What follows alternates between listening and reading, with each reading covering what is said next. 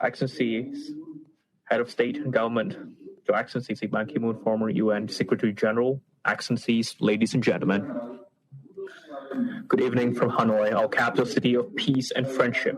Warmest greetings from myself and from the many representatives of our ministries, agencies, and the diplomatic missions representing the members of the Council who are joining on this important event. I am very honored to chair this VTC high-level open debate. As the President of the Socialist Republic of Vietnam and the first Vietnamese President to preside over a Council meeting, Vietnam is deeply aware of the honor bestowed upon us as we assume the presidency of the Council and the immense responsibility entailed with it. Vietnam is an active and responsible member of the international community. Therefore, we endeavor to contribute to the common efforts to advance multilateralism, uphold the UN Charter and international law, strengthen conflict prevention and resolution, and promote the role of regional organizations in maintaining regional and international stability and security. With that, the VTC high-level open debate of the Security Council is called to order.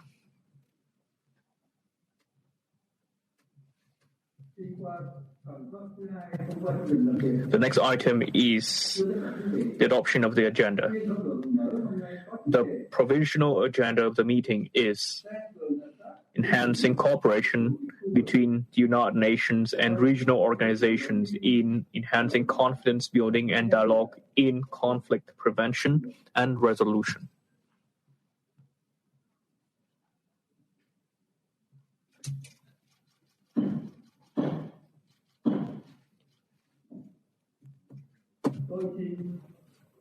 The agenda is adopted.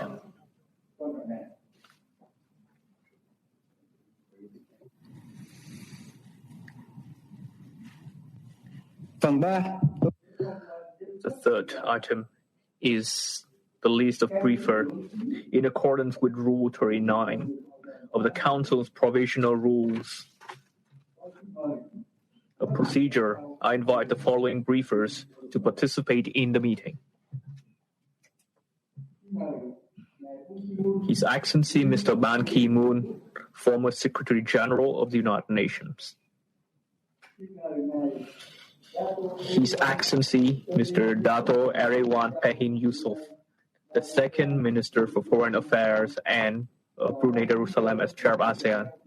Her Excellency Ms. Anne Lind, the Minister for Foreign Affairs of Sweden, Chairperson in Office of the Organization for Security and Cooperation with Europe.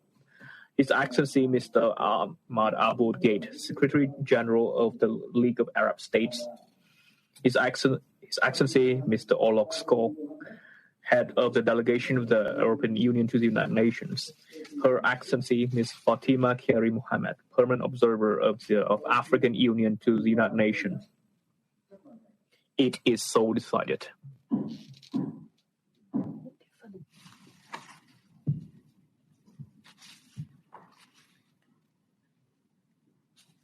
Sau đây, Hội đồng Bảo an Liên Hợp Quốc. The Security Council will now begin its consideration of item 2 of the agenda.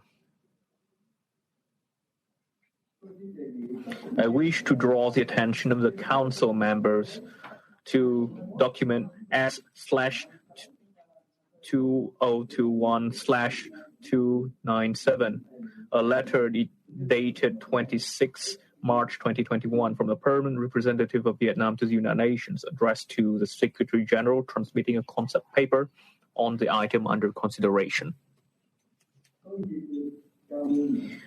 I wish to warmly welcome the Secretary General, heads of state, prime ministers, distinguished ministers, and other high-level representatives.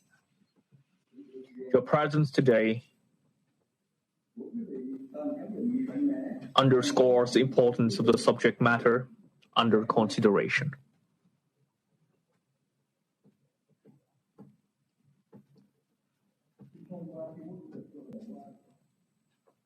The Council has before it the text of the statement by the President on behalf of the Council on the subject of today's meeting. I thank the Council members for their valuable contributions to this statement. In accordance to the understanding reached among the members of the Council, I shall take it that the members of the Security Council agreed to the statement, which should be issued as a document of the Security Council under symbol S/PRSD/2021/9.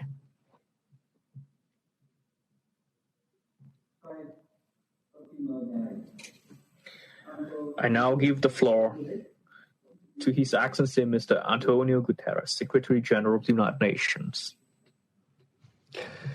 Your Excellency, Mr. President, Excellencies, I'd like to thank the Vietnamese Presidency for organizing this open debate and for the opportunity to brief the Security Council on what has been a key priority since taking office: cooperation between the United Nations and regional and sub-regional organizations. This cooperation has grown exponentially since 1945. Today, it encompasses preventive diplomacy, mediation, counterterrorism, preventing violent extremism, peacekeeping, peacebuilding, promoting human rights, advancing the women, peace and security agenda, combating climate change, and since last year, the response to the COVID-19 pandemic. As we look to the future, fostering dialogue and building confidence across all these areas is central to our common work. Mr. President, our investment in institutionalizing partnerships has translated to more effective engagements before, during, and after crisis with concrete operational results. In Bosnia and Herzegovina, for example, the United Nations is working with the European Union, the Organization for Security and Cooperation in Europe, and the Council of Europe to support local efforts to advance dialogue, trust building, and reconciliation. In Sudan, the UN supported the African Union and Ethiopia in facilitating negotiations that resulted in the establishment of a civilian-led transitional government, with women and young people playing a prominent role. Together, through our hybrid operation in Darfur, the United Nations and the African Union also proved technical, advisory, and logistical support to the negotiations that culminated in the signing of the Juba Peace Agreement in October 2020, before jointly presenting options for a new UN political mission, which led to the establishment of the United Nations Integrated Transition Assistance Mission in Sudan. As we continue to support Sudan in its efforts towards democratic governance and an inclusive society, our collaboration remains essential. In Mali, following a military coup, the United Nations and the African Union supported the efforts led by the Economic Community of West African States towards the formation of a transitional government in September 2020. Since then, we have been working closely with Malian stakeholders to support the implementation of the transition roadmap and action plan. In supporting the Libyan-led, Libyan-owned dialogue process and transition, the United Nations is working closely with the African Union, the League of Arab States, and the European Union, including in the context of the Berlin process and the Quartet.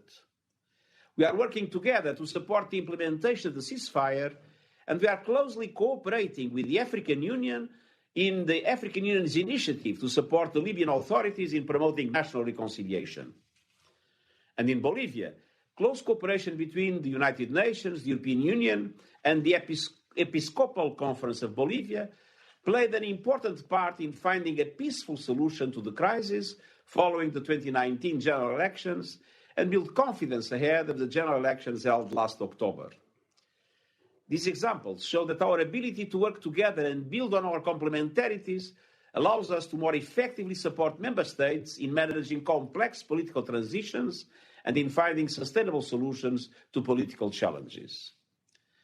Mr. President, the Association of Southeast Asian Nations is an important part of this picture. Since its founding, ASEAN has played an important role in its regions through diplomacy, conflict prevention, and peace building in conflict situations. The comprehensive partnership between ASEAN and the United Nations, well established since 2011, has grown across the peace and security spectrum as well as social and economic development. Under our technical cooperation agreement, we have provided capacity-building support in the areas of mediation and dialogue, ceasefires, and gender inclusion. Today, ASEAN's role is more crucial than ever as the region faces an urgent crisis in Myanmar. I've repeatedly called on the international community to work collectively and through bilateral channels to help bring an end to the violence and repression by the military. United Nations cooperation with ASEAN in this regard is vital. The situation requires a robust international response grounded on a unified regional effort. I urge regional actors to leverage their influence to prevent further deterioration and ultimately find a peaceful way out of this catastrophe. My special envoy is currently in the region. She stands ready to resume dialogue with the military and the other actors and to contribute to a return of Myanmar to the democratic path and to peace and stability.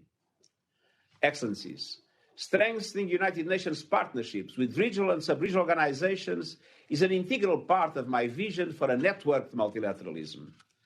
Despite the pandemic, my biannual high-level interactive dialogue with heads of regional organizations was held virtually last November. 23 organizations participated at the highest level and helped to institutionalize our collaboration and work better together in crisis contexts. I'm committed to pursuing an even closer engagement to promote confidence building and dialogue in conflict prevention, management, and resolution.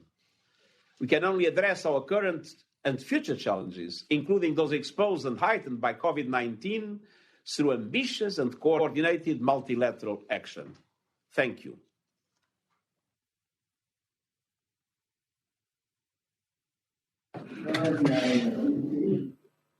I thank the Secretary General for his important statement. I take note of the critical contribution and hope that you shall continue to lead the UN's effort to bolster cooperation with regional organizations for conflict prevention and resolution. I now give the floor to His Excellency Mr. Ban Ki-moon.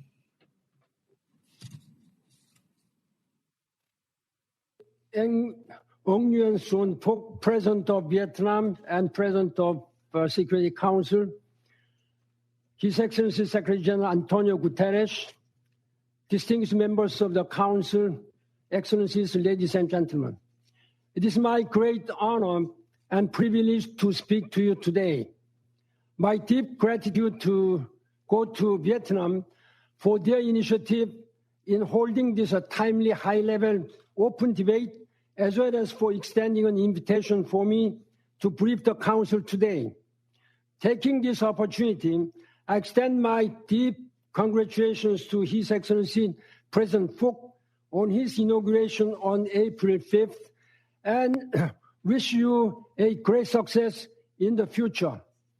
My special thanks go to Secretary General Antonio Guterres and the other distinguished briefers who have shared their insight and expertise on this important topic.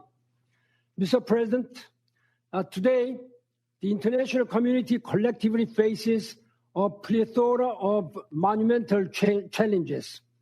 These include, but are not limited to, an ongoing and deadly global pandemic, both long-standing and emerging conflict and security crisis, and the deepening climate emergency.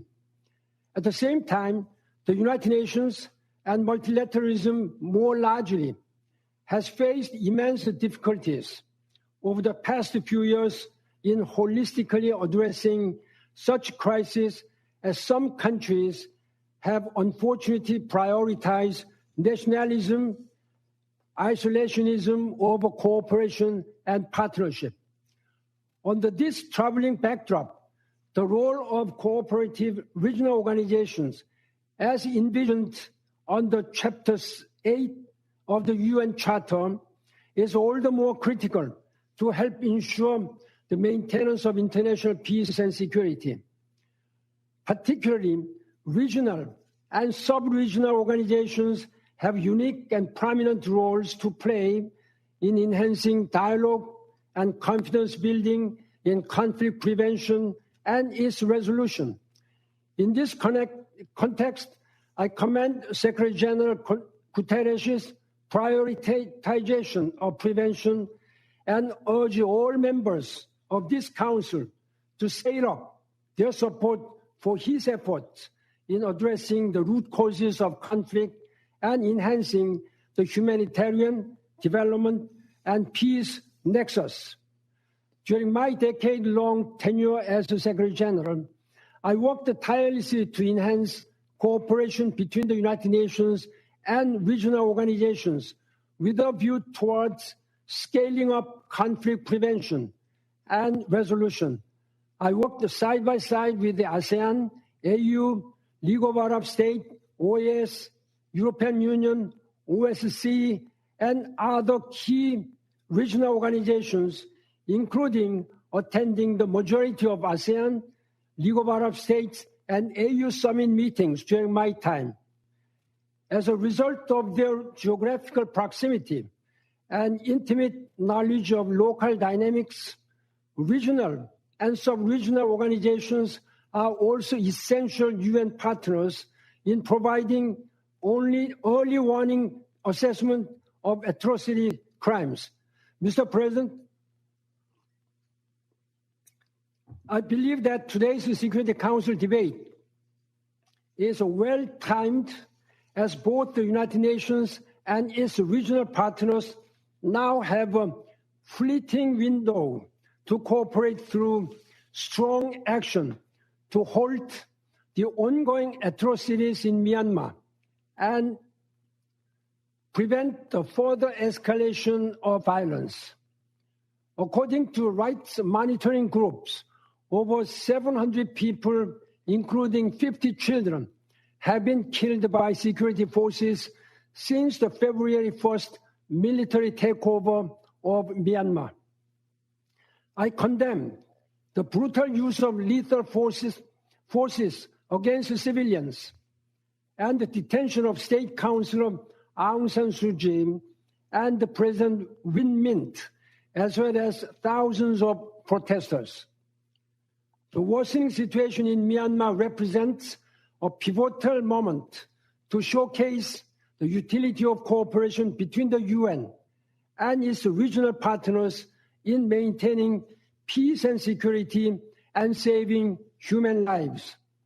While serving as UN Secretary General, I was actively engaged on the situation in Myanmar and its democratic transition from the very start of my tenure. I'm still proud to have convened the group of friends of the United Nations Secretary General on Myanmar in 2007 that helped spark democratic opening of Myanmar.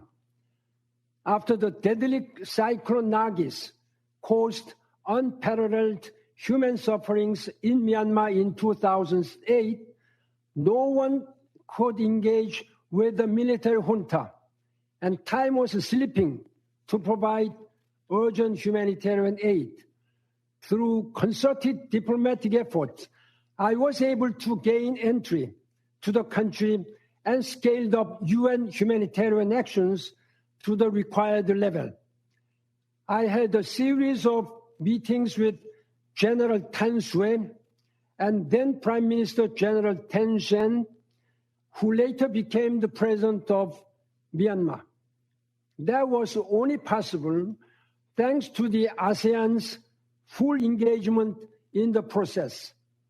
Now, at a more decisive moment of need, I am sincerely appealing to ASEAN leaders to step up together with the United Nations to help the people and country of Myanmar. I have been myself exploring with the leaders in the region, as well as members of the Elders, a group of global leaders founded by Nelson Mandela, possible ways to help find the solution to this crisis.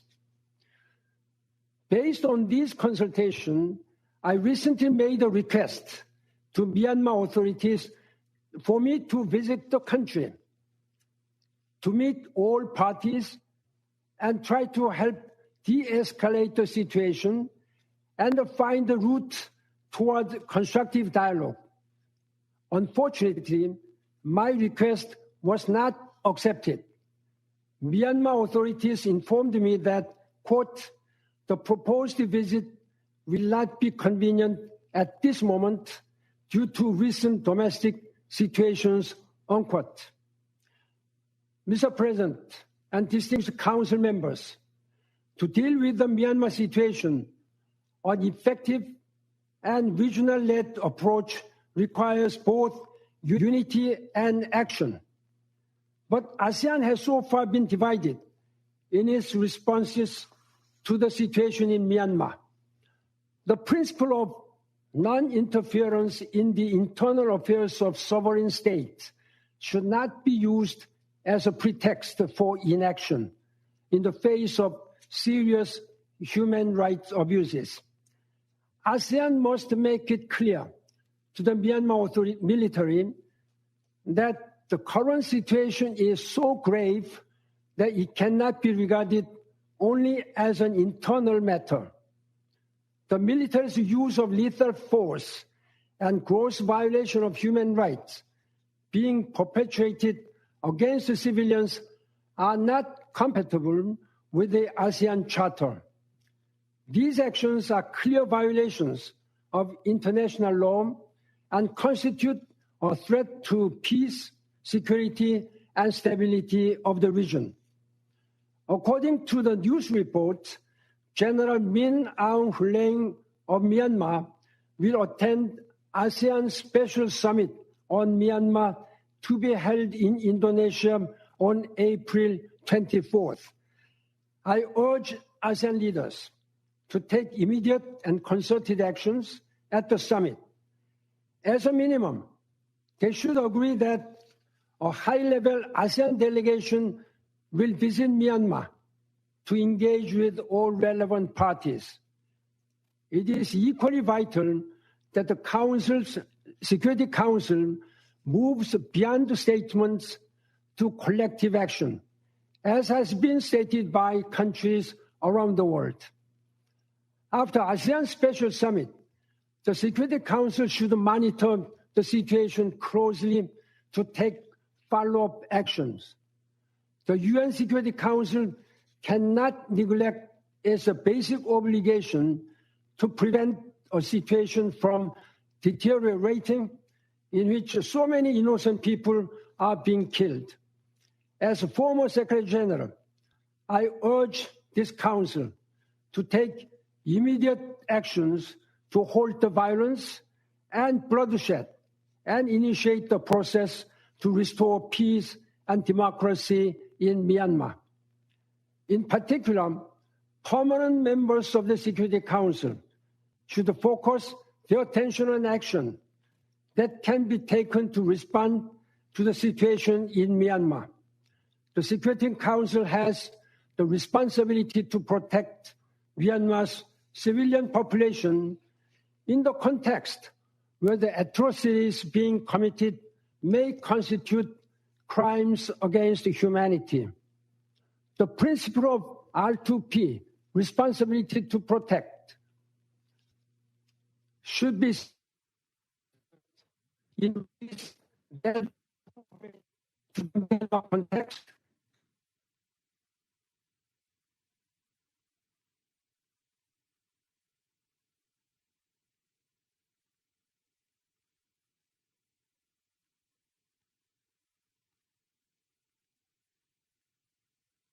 Brian, could we pause, please? Mr. President.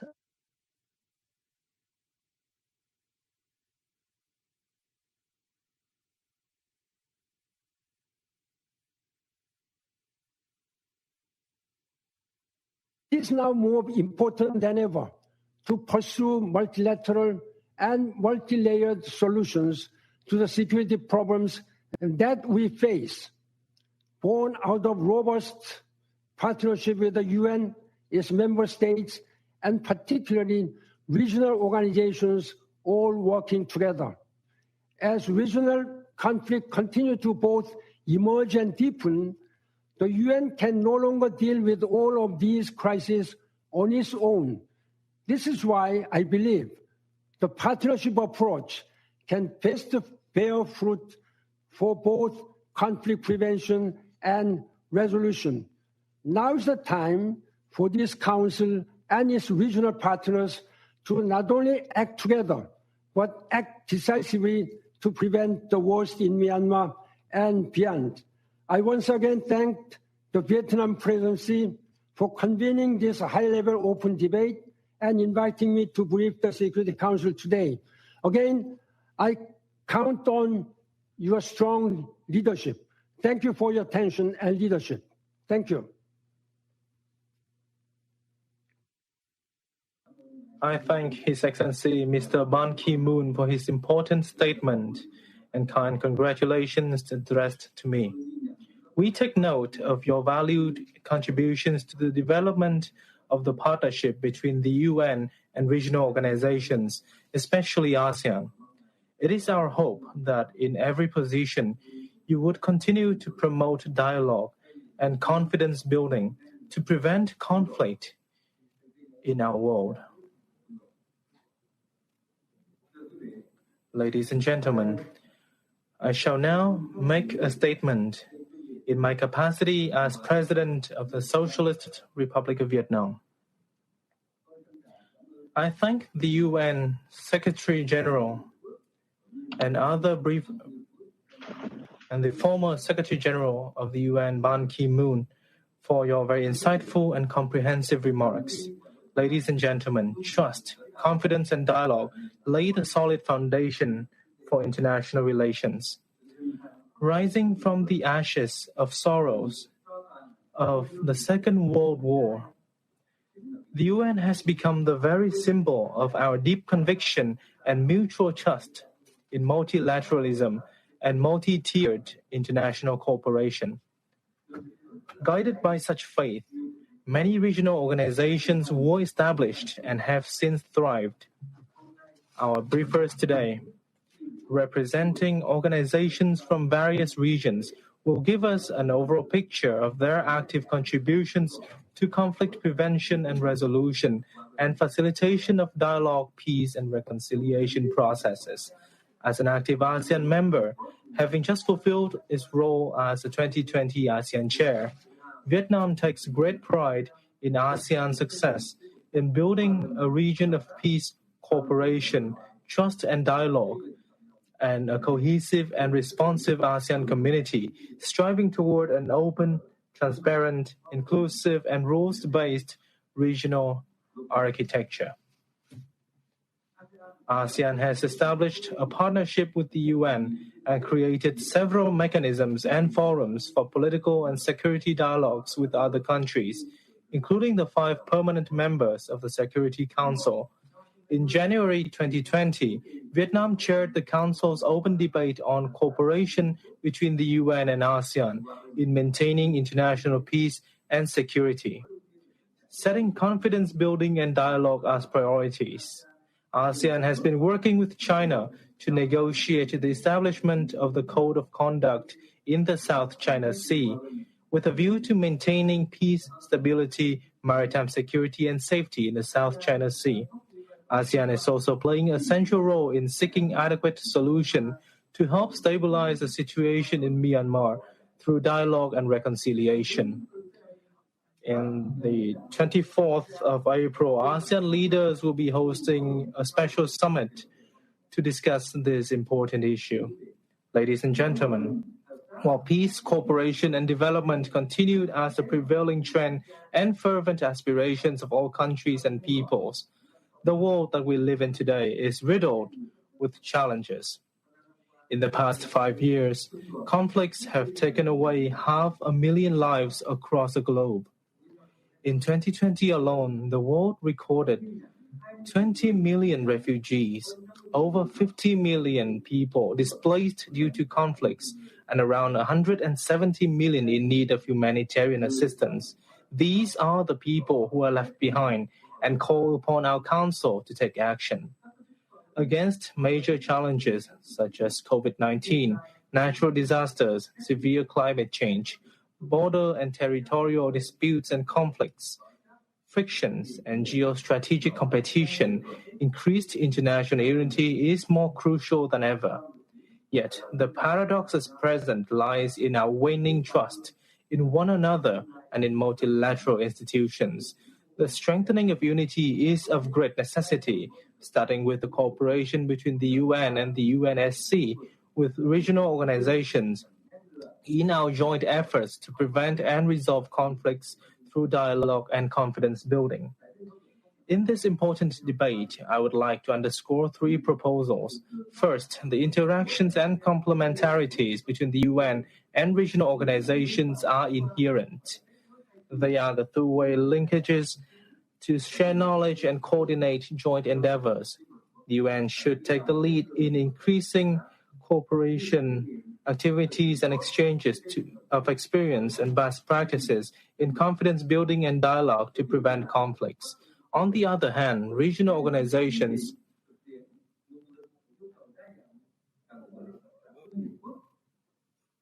should bolster cooperation with the UN, engage in dialogues and share experience in various forums to enhance capacity in preventing and resolving conflicts. Second, we should further promote the role of multilateralism and uphold the UN Charter and international law. For this is the most concrete and solid foundation to build trust and promote dialogues. Moreover, early conflict prevention requires inclusive and comprehensive solutions to address the root causes of conflicts, such as poverty, hunger, inequality, and violence. The international community should strive to fulfill the 2030 Agenda for Sustainable Development and other global security and development strategies and initiatives led by the UN, paying greater attention and giving adequate assistance to developing countries who face serious resources constraints. On their part, regional organizations need to take comprehensive agendas and integrate the UN's development frameworks and initiatives into their national and regional development plans. They should also strive to narrow political, economic, and cultural gaps among themselves. In Southeast Asia, ASEAN is making every effort to fulfill the goal of building an ASEAN community united in politics, diverse in culture, connected in economy, and with increased cooperation with external partners by 2025. As an active ASEAN member, Vietnam has effectively placed COVID-19 under control, enjoy a high economic growth rate, and actively engage in international integration. Third, we need to continue enhancing cooperation between the UNSC and regional organizations through dialogue and cooperation frameworks and early warning mechanisms for volatilities. The UNSC needs to continue acknowledging and respecting the perspectives, role, and contributions of regional organizations. We also need to mainstream conflict prevention and resolution strategies via dialogue and confidence building in UN missions, and create favorable conditions for regional organizations to uphold their essential role.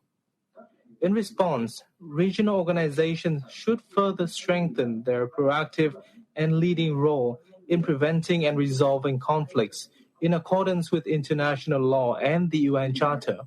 This can only be achieved when each and every member state has strategic trust in each other and share a common political resolve. Ladies and gentlemen, Vietnam is honored to assume the presidency of the Security Council for the second term. With the aspiration to become a peaceful and prosperous nation, a reliable partner, and a responsible member of the international community, Vietnam remains steadfast in our foreign policy of independence, sovereignty, diversification, and multilateralization of relations, promoting international integration and actively contributing to the efforts of the UN and the UNSC. Faithful to our motto, Partnership for Sustainable Peace, Vietnam will spare no effort to strengthen the cooperation between the UN and regional organizations, including ASEAN, and elevate such ties for peace, security, and development around the world. Thank you.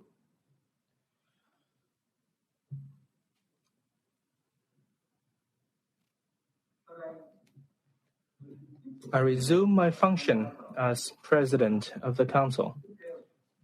I now give the floor to Her Excellency Ms. Kirsti Kalulai, President of Estonia.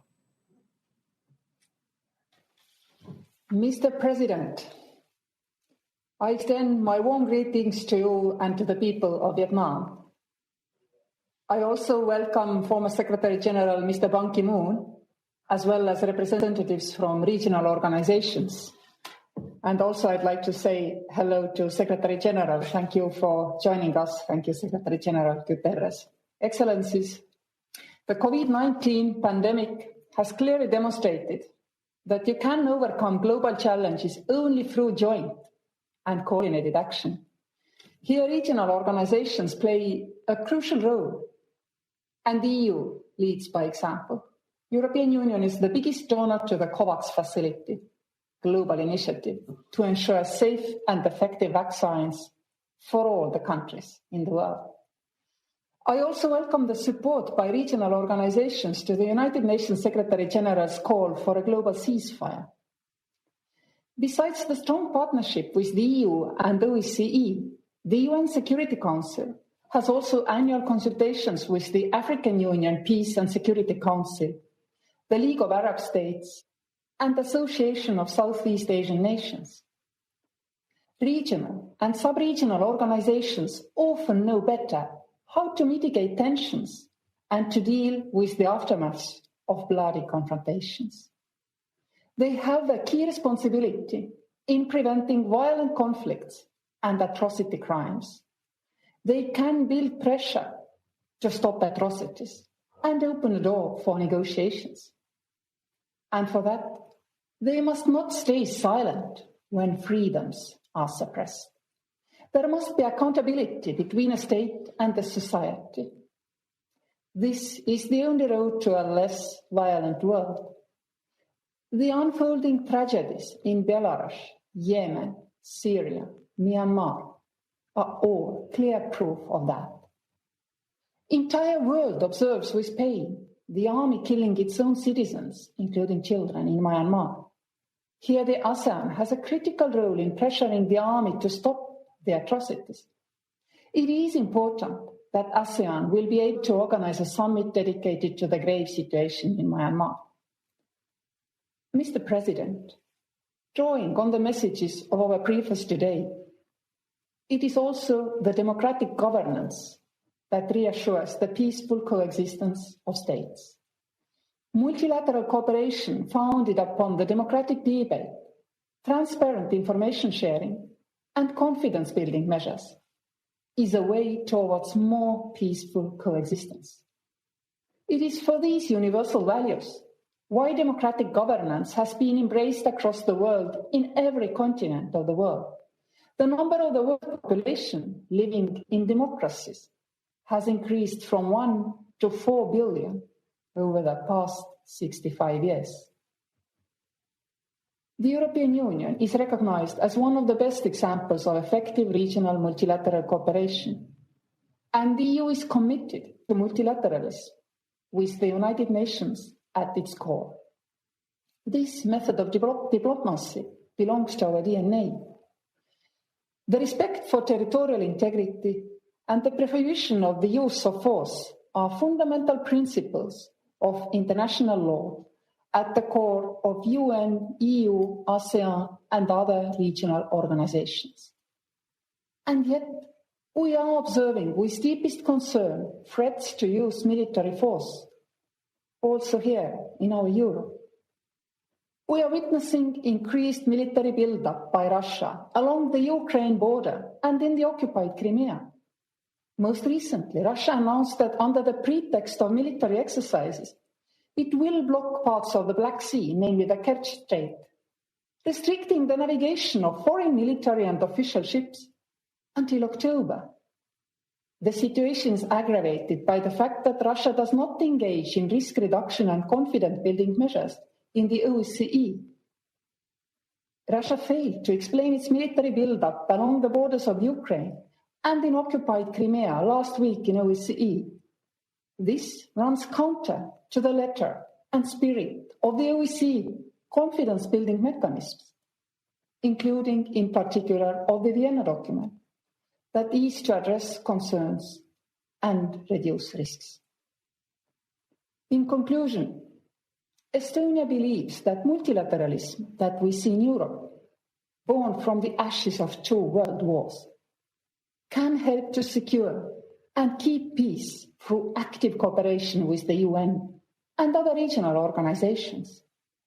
So I do encourage all regional organizations to take a bigger role in securing regional stability and also work actively with the United Nations that is and remains the cornerstone of our multilateral world order and is a forum where everybody has a voice.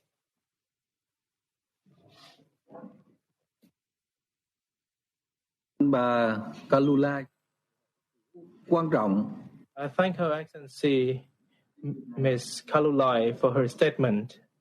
Let me take this opportunity to express Vietnam's desire to strengthen the sound relations with Estonia bilaterally and multilaterally for peace, cooperation, and development.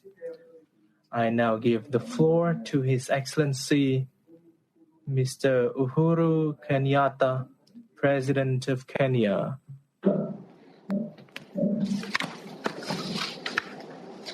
Thank you very much. Your Excellency Nguyen, Xuan, Phuc, Excellencies, ladies and gentlemen, let me at the very foremost just take this opportunity to congratulate you, Your Excellency President Phuc, on your recent election as President of the Socialist Republic of Vietnam. Indeed, your country's remarkable history has inspired Kenya and many nations around the world. I take this opportunity also to applaud you on your leadership and the leadership that Vietnam has shown in effectively combating the COVID-19 crisis. I also want to take this opportunity to thank Their Excellencies Antonio Guterres and His Excellency Ban Ki-moon, as well as the heads of regional organizations for their informative briefings. Mr. President, with nearly half of all global peace operations taking place on the African continent, the African Union has put the peace agenda high on its priority list and has indeed established several institutional structures to address conflict prevention as well as resolution. The Peace and Security Council of the African Union, which I am currently chairing, is a decision-making organ for the African Union for the prevention, management, as well as conflict resolution. Working in close collaboration with regional blocs such as the Intergovernmental Authority on Development, IGAD, or the Africa Economic Community of West African States, the Council has facilitated a number of peace agreements and reduced the escalation of conflict in several countries. Regrettably, ladies and gentlemen, there are still too many conflicts brewing in Africa which require our concerted efforts to contain. And why is this so? Because conflict is destructive, it destroys lives and livelihoods, as well as erodes social economic gains that countries have made, and overall it deters our forward progress. And to this end, Mr. President, I want to propose that time has come to scale up our conflict resolution efforts, particularly here on the African continent. And I would like, Mr. President, to propose some 5 recommendations for your consideration. The first of these is the need to recognize and to support regional peacekeeping organs. This Security Council, and particularly the presidencies and penholders, should undertake more comprehensive consultations and build on regional efforts. History, and indeed experience, reminds us that the closer you are to a problem, the better you understand its complexity and its workable solutions. Regional and sub-regional organizations have a greater stake in the conflict and provide the proximity as well as the insights which are critical in conflict resolution. Secondly, we must do better in appreciating cross-border dimensions of conflict. For it is not enough to focus on a single file in the Council to the exclusion of neighboring countries. Resolving conflict should not shift the threat to neighboring countries, particularly when insurgent and terrorist organizations are part of the problem. The UN should indeed consult closely with neighboring states in their endeavors in various countries. Third, I believe we can do a better job in disarming, demobilizing, and reintegrating fighters. Returning fighters to lawful civilian life guarantees sustainable peace as well as successful post-conflict reconstruction. The UN should give this and treat it as a priority and become more innovative in the demobilization and reintegration of groups that have been ideologically derailed. Mr. President, Kenya has developed one of the most far-reaching disengagement and reintegration programs in Africa. Our disengagement program is nationwide, and it assists individuals newly recruited into violent extremism and others who are returnees from foreign battlefields. We have designed the program so that it is a platform that can offer capacity building and training to others. And to this end, we welcome the United Nations to support and make use of this facility. 4, without a competent government, fragile countries or those emerging from conflict will not secure peace and development. Therefore, the United Nations must be at the forefront in assisting countries that are emerging from conflict and develop a more competent and inclusive civil service. In this context, again, Kenya has provided such support to states in our region that appeal for our assistance. For example, our South Sudan Liaison Office, for example, has trained hundreds of public servants for South Sudan. The 5th point, Mr. President, is that we must do a better job at burden sharing. I greatly appreciate the assistance that responds to humanitarian crisis. The conflict resolution pillar must attract the same level of urgency if we are truly to bring cycles of violence to an end. Mr. President, we will only have a fit-for-purpose Security Council peacekeeping mandates in Africa if they have adequate as well as predictable funding through the United Nations assessed contributions.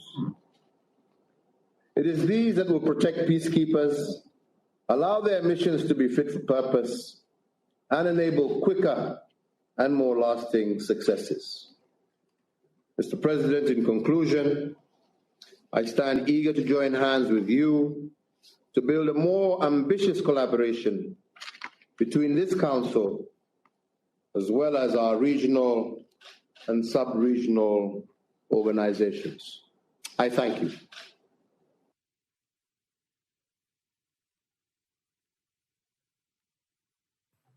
I thank you, Senior Nita, for his words of congratulations. Vietnam welcomes the contribution of Kenya to the work of the continent and the cooperation between the two countries at the bilateral and multilateral level, contributing to stability and sustainable development, especially your 5 recommendations. Next, I would like to call upon Secretary Ralph Gonsalves, Prime Minister of St. Vincent and the Grenadines. Thank you, Mr. President. St. Vincent and the Grenadines thanks the briefers for their insightful comments, and we commend Vietnam for its leadership in initiating this debate on the enhancing of cooperation between the United Nations and regional, sub-regional organizations. This subject is of immediate relevance to my country in the context of a massive natural disaster against the backdrop of the many-sided challenges of the COVID-19 pandemic and the predicted active Atlantic hurricane season that begins in 6 weeks' time. Please permit me a little latitude for a minute or two. Mr. President, for 11 days now, St. Vincent and the Grenadines has been in the throes of a series of explosive volcanic eruptions on the island of St. Vincent. As a consequence, nearly 1/5 of the island's population has had to be evacuated to safer areas. A monumental challenge of humanitarian relief, including security considerations and recovery and reconstruction, face us. Without effective cooperation between our country, the United Nations, and our regional, sub-regional organizations, our life and living would be wholly unbearable. Without an enhancement of this cooperation, the relief effort would be stymied, and the prospects for our recovery and reconstruction would be dismal. The United Nations and its agencies have been actively at work, and the personal leadership of my friend, the Secretary General, His Excellency Antonio Guterres, has been outstanding. The Caribbean Community, CARICOM, the Organization of Eastern Caribbean States, the Regional Security System, the ALBA, the Association of Caribbean States, and their allied regional agencies have been at the forefront with their magnificent efforts. Still, much more is required to be done. Across our land, the faces of men and women are strained and anxious. They are hurting badly. The global community is being summoned to action to our aid in the name of humanity and in accord with the United Nations Charter. And the global community cannot allow itself to make haste slowly. Tomorrow, under the auspices of the United Nations, a global appeal fund for St. Vincent and the Grenadines would be launched. Be generous in your solidarity. Turning now, Mr. President, more specifically to conflict-affected settings, it has become a ringing truth that regional institutions in concert with the United Nations are often best suited to facilitate the Pacific settlement of disputes through mediation, confidence building, observation and verification missions, and other measures to promote stability, build trust, and create an environment conducive to development. Indeed, any dispute that is likely to endanger international peace and security should first be addressed through these peaceful means with the assistance and participation of relevant regional arrangements as enshrined in the UN Charter. Mr. President, let us restate foundational principles. Security is, at its very core, a collective endeavor that can only be achieved as parties build trust and stable relationships. In this regard, lasting peace can never be imposed. It must emerge organically from among all relevant stakeholders. St. Vincent and the Grenadines believes that regional arrangements such as ASEAN the African Union, and our own Caribbean Community CARICOM are often better placed to support peace processes than those entities that are far removed from the unique and specific histories, cultures, politics, and material circumstances of development. The Security Council is always required to lend its full support and encouragement to all regional mechanisms and refrain from any actions that may circumvent or undermine the legitimate role of regional bodies. We welcome the ongoing efforts of the Secretary General and his special envoys and special representatives to enhance the cooperation between the United Nations and various regional and sub-regional organizations. The convening platform of the Peace Building Commission also proves useful in providing a coherent, multi-stakeholder strategy to assist conflict-affected countries to overcome their challenges. Greater efforts must be made to enhance this comprehensive whole-of-system approach, and regional arrangements must be included at every step of the process. Mr. President, conflict prevention and resolution activities are most effective when they are complemented by targeted peace-building and development initiatives that address the root causes of insecurity, improve lives and livelihoods, and bolster national ownership over peace processes. The norms and principles of sovereign equality, territorial integrity, and political independence ought always to serve as a guidepost for conflict prevention and resolution.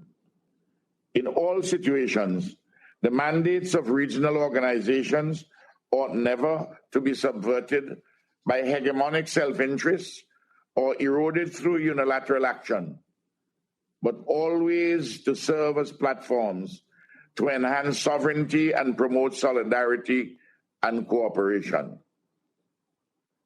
Still, Mr. President, none of these precepts ought ever to blind us to egregious abuse or violation of elemental human rights and the consequential need for appropriate collective action through the Security Council. Mr. President, I close respectfully with a reminder. Please help St. Vincent and the Grenadines in its midnight hour of need. Thank you.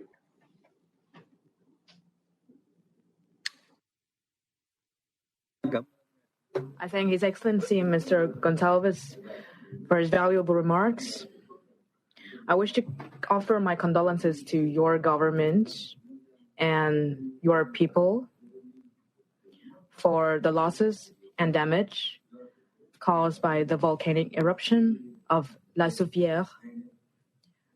I hope that you will soon recover from this calamity and go back to your normal life. I now give the floor to Excellency Mr. Wang Yi, Special Representative of President Xi Jinping, State Councilor, and Foreign Minister of the People's Republic of China. Mr. President, Secretary General Guterres, dear colleagues, China supports Vietnam's initiative of convening this high-level open debate. I welcome President Nguyen Phuc's chairing of the debate and thank Secretary General Guterres for his briefing. Cooperation with regional organizations by the UN is an express requirement of the UN Charter and an important manifestation of multilateralism. As the world struggles against the shockwaves from the profound changes in the international landscape compounded by the pandemic, we face pronounced challenges to international peace and security and complex interplay of traditional and non-traditional security issues. This calls for joint efforts from both the regional and the global levels, requires the UN and regional organizations to work together to assess the past draw lessons, carry forward fine traditions, strive for creativity, uphold multilateralism, and contribute to world peace and global development. In this context, I wish to share a few thoughts. First, it is crucial to observe the norms and cement the foundation for peace. The whole body of these norms is the UN Charter, the bedrock of cooperation between the UN and regional organizations. In conducting peace operations, regional organizations need to observe the purposes and principles of the UN Charter, respect sovereignty and territorial integrity, and avoid interfering in other countries' internal affairs. The peaceful settlement of dispute should be pursued whenever possible, and the willful imposition of sanctions must be rejected, especially the use or threat of force. The status of the Security Council as the core of the international collective security mechanism must be upheld, and self-centered practices must be abandoned. We must advocate openness and inclusiveness. Geopolitics, bloc politics, and exclusive clans for ideological confirmation must be rejected. Only by following these principles can regional organizations' efforts succeed and sustain.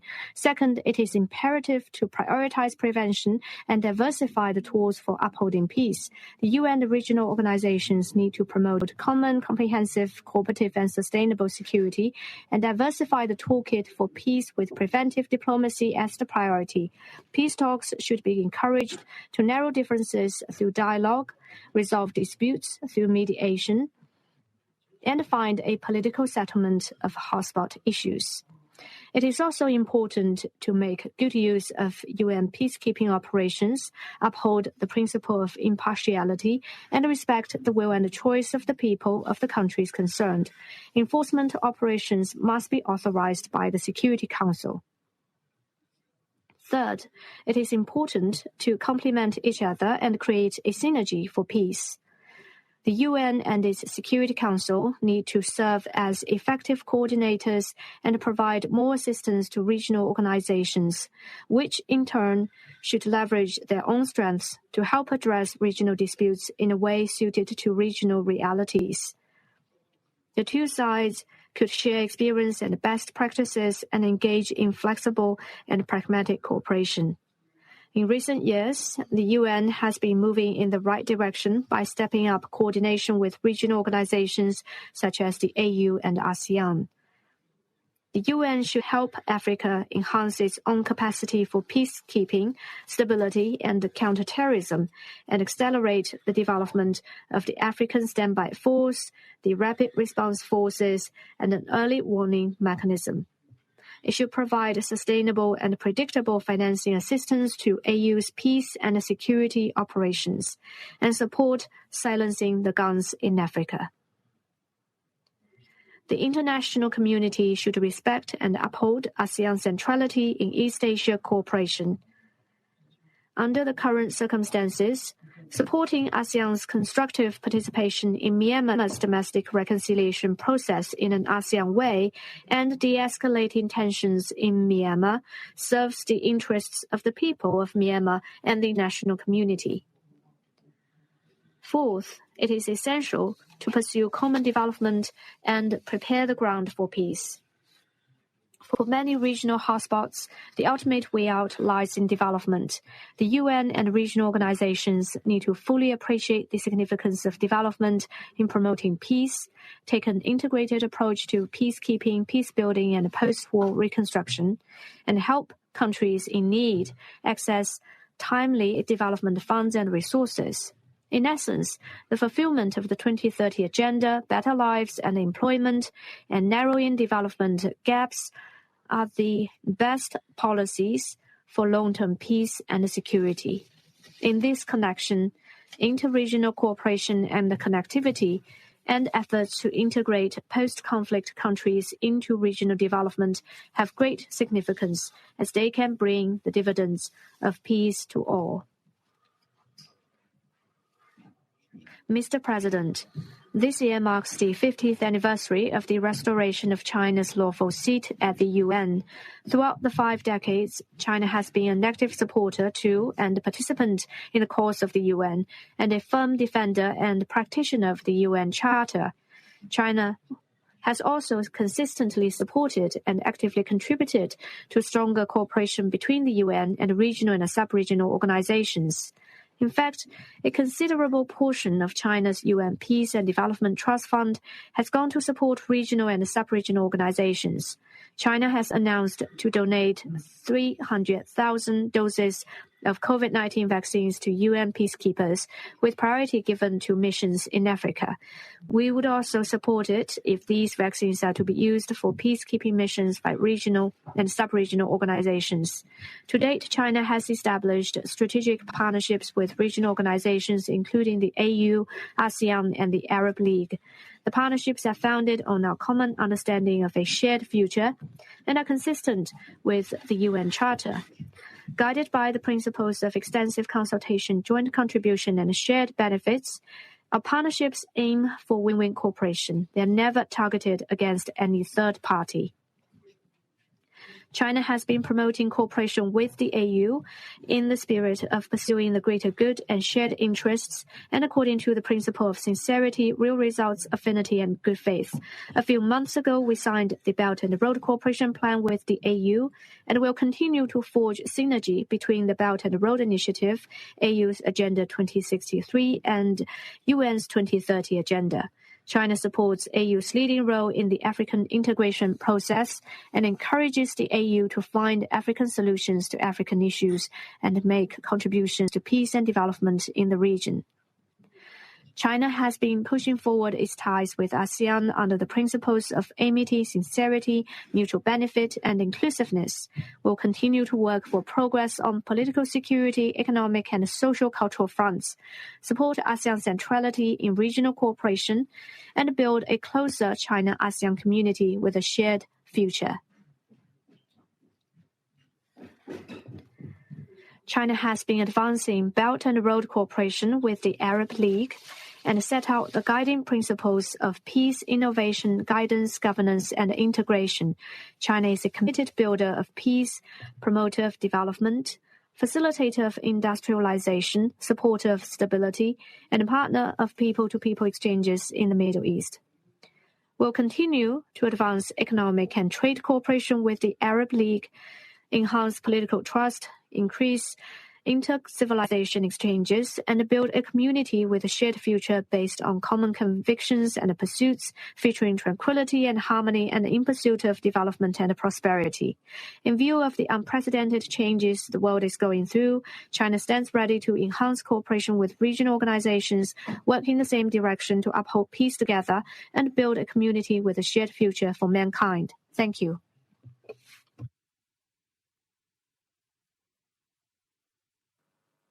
I thank His Excellency Mr. Wang Yi for his statement. And as a permanent UNSC member from Asia and an active partner of ASEAN under various frameworks, China plays a key role in promoting trust building and dialogue for conflict prevention and resolution in the region and the world. Vietnam wishes to further strengthen the traditional friendship, the comprehensive strategic partnership of cooperation with China for peace, stability, and development of the region and the mutual benefits of our peoples. And next, I would like to give the floor to Excellency Mr. Marcelo Ebrard Casaubon, Minister of Foreign Affairs of Mexico, who will be speaking in his national capacity as well as representative of the Forum for East Asia-Latin America Cooperation. Señor Presidente, México agradece al presidente de la República Socialista de Vietnam, Nguyen Xuan Phuc, por convocarnos a este debate. Agradezco las presentaciones del secretario general Guterres y del exsecretario general Ban Ki-moon. Reconozco la presencia de jefes de Estado y de Gobierno y de otros ministros. Permítame, en primer lugar, manifestar la solidaridad de México y de la comunidad de Estados latinoamericanos y caribeños con el pueblo y el gobierno de San Vicente y las Granadinas, que están atravesando una situación excepcional como resultado de las recientes erupciones volcánicas que han tenido graves efectos en la población. Reitero al señor primer ministro el apoyo de la comunidad CELAC y que a partir de esta semana estaremos enviando apoyos, medicamentos, alimentos y otros. Dicho esto, es necesario reconocer que la cooperación entre las Naciones Unidas y las organizaciones regionales es fundamental en los esfuerzos para preservar la paz y la seguridad internacional, de conformidad con lo dispuesto en el capítulo 8 de la Carta. México, como país comprometido con un multilateralismo efectivo, ha favorecido los enfoques regionales de mediación y solución pacífica de controversias para atender de manera temprana los conflictos y evitar que escalen. Reconocemos que diversas organizaciones regionales y subregionales han establecido mecanismos de solución pacífica efectivos que fomentan la confianza entre las partes. En este sentido, es de subrayarse y reconocerse el esfuerzo de la Asociación de Naciones del Sudeste Asiático para encontrar una solución pacífica a la situación por la que atraviesa Myanmar. Confiamos en que con la participación activa de la ANSEA se alcance pronto una salida pacífica en Myanmar y el retorno a la normalidad democrática. Quisiera también reconocer el creciente liderazgo de la Unión Africana, sus compromisos para encontrar una solución a la preocupante situación que se vive en Tigray, o sus esfuerzos por aliviar las tensiones relacionadas con la gran presa del renacimiento etíope, son muestra clara de su capacidad y liderazgo regional. Igualmente aplaudimos a la Comisión Económica para África Occidental, cuya intervención fue fundamental para llegar a un acuerdo con miras a una transición democrática en Mali. Asimismo, hay que dar cabal crédito a la Liga de Estados Árabes por su participación constructiva en la búsqueda de soluciones a diversos conflictos en el mundo árabe y a la Organización para la Cooperación y la Seguridad en Europa, por cuanto corresponde al continente europeo. Señoras, señores, señor presidente, en los tiempos actuales, las organizaciones regionales deben desempeñar un papel central en el contexto de la actual pandemia por COVID-19 y sumar esfuerzos para lograr la instrumentación efectiva de las resoluciones 2562 del 2021 del Consejo de Seguridad y la 74/274 de la Asamblea General de las Naciones Unidas para que realmente se dé un acceso equitativo a las vacunas, se le reconozca como un bien público global y se apliquen sin exclusiones en todos los países, incluidos, por supuesto, aquellos que se encuentran en conflicto. La necesidad de hacer un frente común contra la pandemia ha generado un vigoroso impulso para la integración de América Latina y el Caribe, materializada en el marco de la Comunidad de Estados Latinoamericanos y Caribeños, de la cual México ejerce la presidencia pro tempore desde enero de 2020.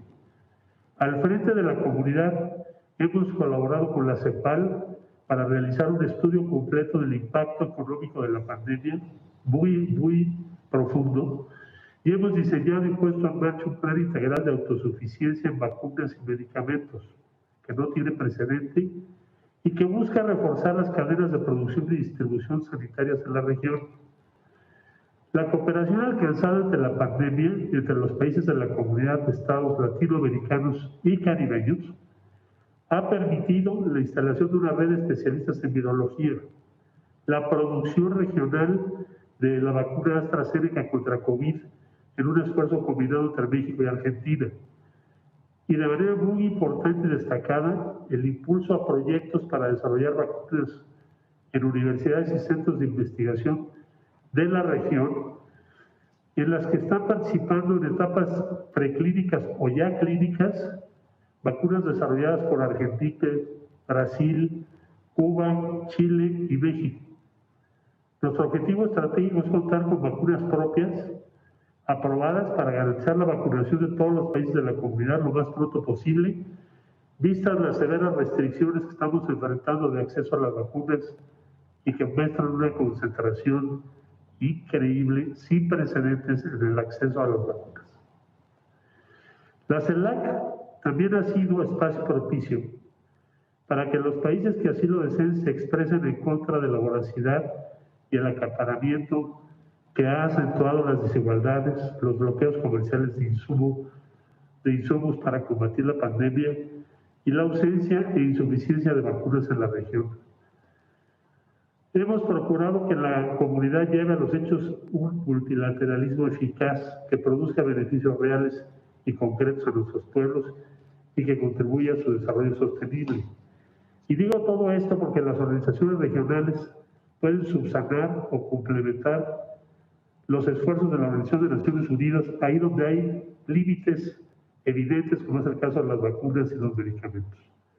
Señor presidente, la magnitud y diversidad de las consecuencias adversas de la actual crisis sanitaria hace impostergable una reflexión profunda para revisar el carácter estratégico de las organizaciones multilaterales en la atención a los retos multidimensionales de la seguridad internacional que ponen en peligro la vida de amplios grupos de la población. Por su proximidad a la realidad de sus respectivas zonas geográficas, su experiencia y conocimiento de las dinámicas locales, las organizaciones regionales deben ser una primera instancia de prevención y atención a los posibles conflictos y las crisis que trascienden las fronteras de un país. Confiamos en que este debate, oportunamente convocado, contribuya a fortalecer los vínculos en el terreno entre lo local, lo nacional y lo regional, con todo el sistema de seguridad colectiva establecido en la Carta de las Naciones Unidas. Muchas gracias.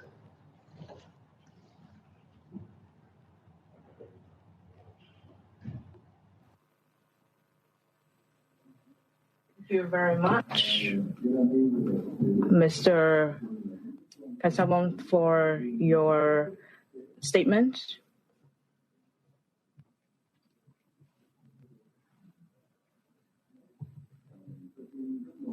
I also congratulate Mexico for your achievements in national construction and development and your elevated role and status in the region and the world.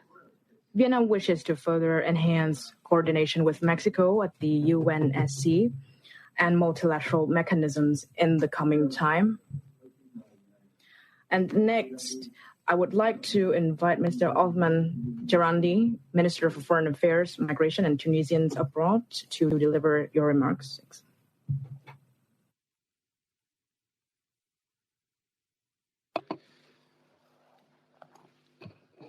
أصحاب الفخامة والمعالي والسعادة، السيدات والسادة، يطيب لي في البداية أن أشكر السيد أنطونيو غوتيريش الأمين العام للأمم المتحدة على إحاطته القيمة بشأن دعم التواصل والتفاعل مع المنظمات الإقليمية وتعزيز دور الأمم المتحدة والعمل متعدد الأطراف. وأحيي الأمين العام السابق صديقي السيد بان كيمون الذي كان قد ساهم منذ بداية عهدته في وضع اللبنة الأولى لآليات وأطر التنسيق والتعاون بين منظمة الأمم المتحدة والمنظمات الإقليمية في مجال صون السلم والأمن الدوليين. كما أشكر فيتنام على اختيارها الصائب لهذا الموضوع الهام الذي أصبح اليوم محل اهتمام المجلس، بما يعكس الأهمية التي نوليها جميعا لتعزيز التعاون والتكامل بين منظمة الأمم المتحدة والمنظمات الإقليمية، لا سيما في مجال منع نشوب الصراعات وإدارتها وحلها في جميع مناطق العالم، وذلك عملا بالفصل 8 من ميثاق منظمة الأمم المتحدة. وقد كان لتونس في إطار رئاستها لمجلس الأمن خلال شهر جانفي 2021 شرف المبادرة بتنظيم جلسة إحاطة رفيعة المستوى حول التعاون بين مجلس الأمن وجامعة الدول العربية، وقد تميزت هذه الجلسة بمقترحات بناءة وبنقاش ثري. كما لا يسعني إلا أن أتقدم بالشكر مسبقا إلى مقدمي الإحاطات نظرا للإضافة القيمة التي سيقدمونها باعتبار تخصصهم كل في مجاله وفي المنطقة التي يشرف عليها.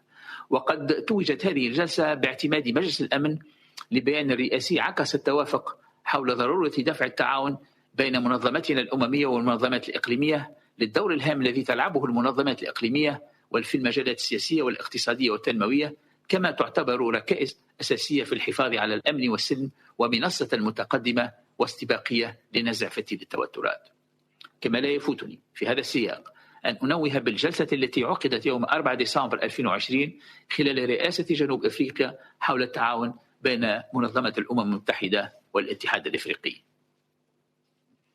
سيد الرئيس، تنبع أهمية عقد اجتماعنا اليوم من إيماننا بضرورة تكامل دور المنظمات الإقليمية كسند لمنظمة الأمم المتحدة ومجلس الأمن في إرساء السلم والأمن الدوليين، وهو ما يستدعي تشبيك الجهود وتوحيد الرؤى وفق مقاربة دولية موحدة ومنسقة ومتكاملة. ونحن ندعو في هذا السياق إلى الارتقاء بالتعاون بين مجلس الأمن والمنظمات الإقليمية إلى مستوى أعلى من التنسيق والتعاون، بما يضفي نجاعة أكبر على معالجة مختلف الأوضاع ويساهم في تسيير تسوية النزاعات والأزمات والوقاية منها. ففي ضوء ما يشهده العالم من أزمات وتحديات أمنية واقتصادية وإنسانية وتنموية تضاعفت مع انتشار جائحة كوفيد-19، فإن المجموعة الدولية مدعوة إلى توحيد جهودها وتنسيق تحركاتها إقليميا ومحليا من أجل تسوية هذه الأزمات بما يضمن الأمن والاستقرار والسلام في العالم. سيد الرئيس، إن تونس من منطلق التزامها بخدمة الأمن والسلم الدوليين وحرصها الثابت على معالجة القضايا المطروحة في العالم، لا سيما تلك التي تواجه البلدان العربية والإفريقية، تولي أهمية خاصة للتشاور والتفاعل بين مجلس الأمن وجامعة الدول العربية والاتحاد الإفريقي، باعتبارهما أهم الفاعلين الإقليميين والأكثر قدرة على فهم خصوصيات وتعقيدات المنطقتين ومتطلبات التعامل مع أوضاعهما.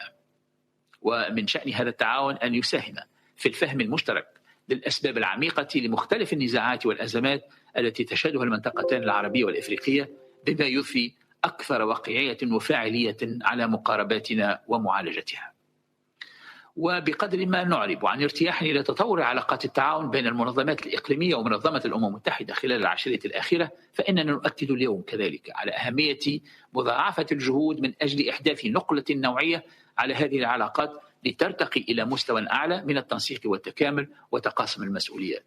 فإن المنظمات الإقليمية بحكم درايتها بالخصوصيات المحلية وفهمها لمحركات النزاعات وأسبابها العميقة ولخلفيات العلاقات بين الأطراف الفاعلة في مناطق التوتر، قادرة على لعب دور أكثر فاعلية في مجال الوساطة وبناء الثقة وتشجيع الحوار السياسي والمصالحة بين الأطراف المعنية.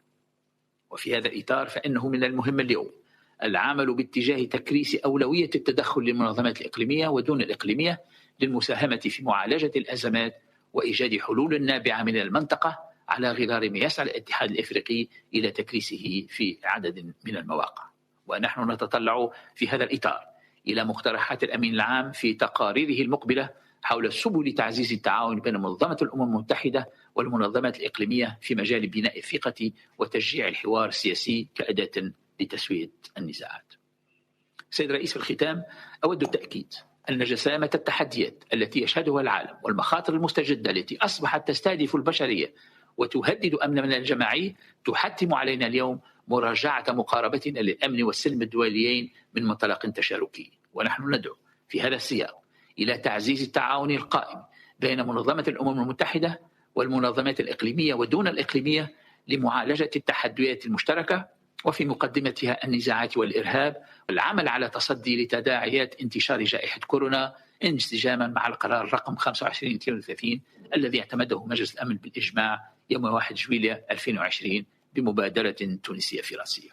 كما نؤكد على أن تعزيز التعاون وتفعيله بين الأمم المتحدة والمنظمات الإقليمية من شأنه أن يساعد على تعزيز الفهم المشترك للأسباب العميقة للأزمات، ويسمح باعتماد تسويات شاملة ودائمة للنزاعات القائمة ومعالجة الناجعة لأسبابها، وهو ما يعزز دور الدبلوماسية الوقائية كآلية لحفظ السلم والأمن الدوليين. وشكرا لكم السيد الرئيس.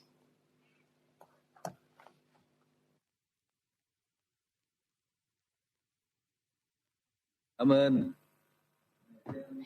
I thank Excellency Mr. Gerandi for his statement.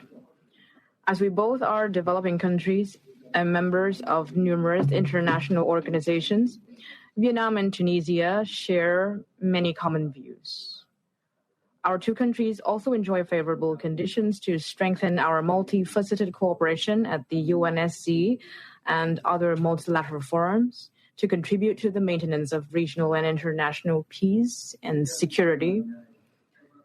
And I now give the floor to Excellency Mr. Simon Coveney, Minister for Foreign Affairs and Defence of Ireland. Thank you very much, Mr. President. And can I thank Vietnam for organising today's debate, highlighting the critical need to cooperate in support of conflict prevention and resolution. And like others, can I also offer my solidarity with St. Vincent and the Grenadines.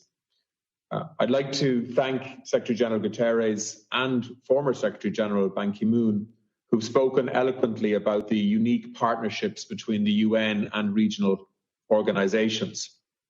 I welcome the adoption of a presidential statement on this important issue. Mr. President, in Ireland, we don't have to look far beyond our own shores to see the impact of regional organisations in building and sustaining peace. From the ashes of the Second World War, the European regional experiment became a reality. Across the European neighbourhood, the contribution of regional cooperation to coherence, stability and growth is felt on a daily basis. Referring to the architects of today's European Union, Nobel Peace Laureate from Ireland, John Hume, said, "They spilt their sweat and not their blood, and by doing so broke down the barriers of distrust of centuries." This experience also informed the journey towards peace and reconciliation on the island of Ireland. Partnerships built at local, regional and international level led to and continues to underpin the success of the Good Friday Peace Agreement. Drawing on this experience and learning from the EU and other regional organisations, I would like to make 3 points today. The first is that regional organisations can bring a unique understanding to ensuring that confidence-building measures are inclusive and context-specific. Regional organisations, through their work in promoting cooperation and engagement among their members, are themselves powerful examples of confidence building. The European Union put building bridges between people at the centre of its approach to supporting peace on the island of Ireland. They literally built and funded a bridge in one of the conflict areas. The aptly named EU Peace Cross-Border Funding Programme, for example, focused on the creation of constructive human relationships across all layers of society, including survivors, young people and women's groups. Looking across the world, we see examples of regional organisations successfully applying contextual knowledge to address challenges to peace and security. Recently, this Council's informal expert group on climate and security heard about the important work of UNOWAS and ECOWAS on climate-related risk assessments in West Africa. I underline Ireland's strong support for the OSCE continuing efforts in Ukraine. The commitment of all sides to the principles of the OSCE must be upheld. By enhancing engagement with regional organisations, this Council can draw from country and thematic experience built on local understanding and expertise. This brings me to my second point, that regional organisations can and must work together in support of the UN, and that regional approaches to conflict building measures and dialogue require sustained investment over time. The EU-UN partnership is an area of peace operation. In the area of peace operations and crisis management is a good example. Just as we are committed to UN peacekeeping missions across the globe, Ireland is proud to have members of our defence forces participating in EU common security and defence policy, operations in Bosnia and Herzegovina, Mali and the Mediterranean. All these missions operate in support of UN Security Council resolutions. Irish experts are also currently serving in UN civilian CSDP missions in 8 countries. Trilateral cooperation has also proved effective in a number of cases. The EU, through Operation Althea, mandated by this Council, works closely with the Organisation for Security and Cooperation in Europe to promote stability in the European neighbourhood.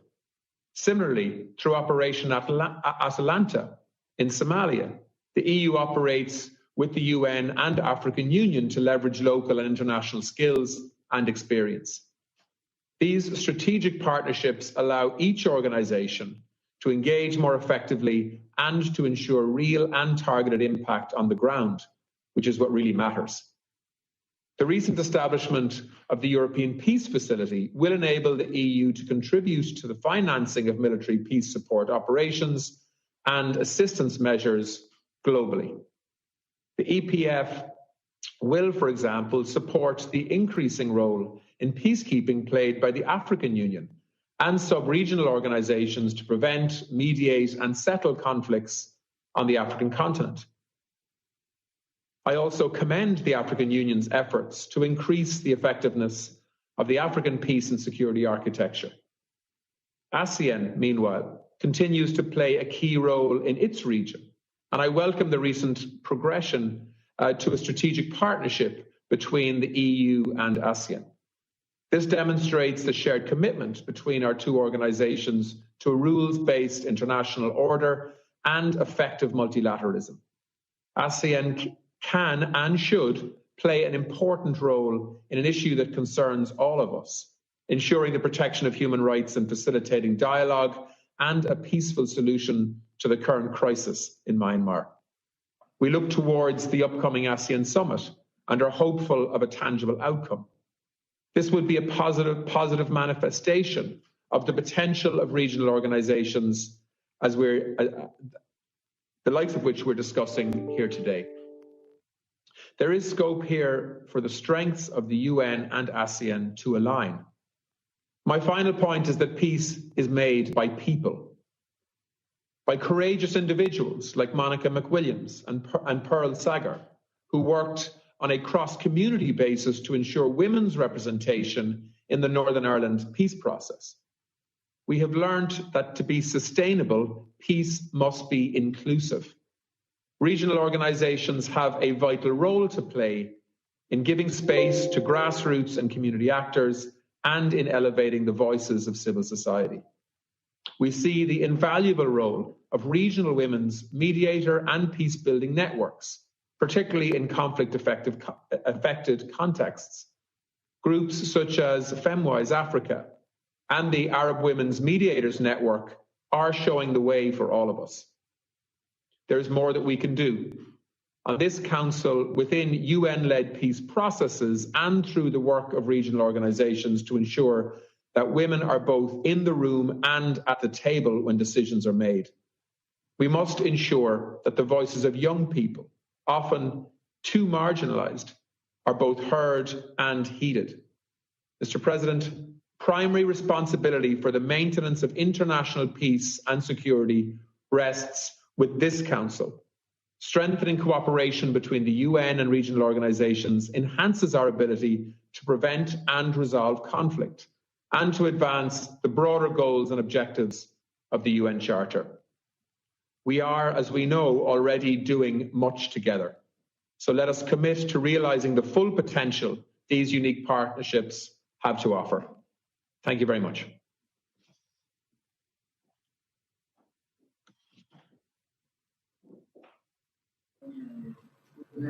I thank Mr. Coveney for his statement. I hope that I very much value the speech, and I hope that our bilateral multifaceted cooperation will be further strengthened for regional and international peace, cooperation and development, and for the mutual benefits of our two peoples. And next, I give the floor to Her Excellency Ms. Linda Thomas-Greenfield.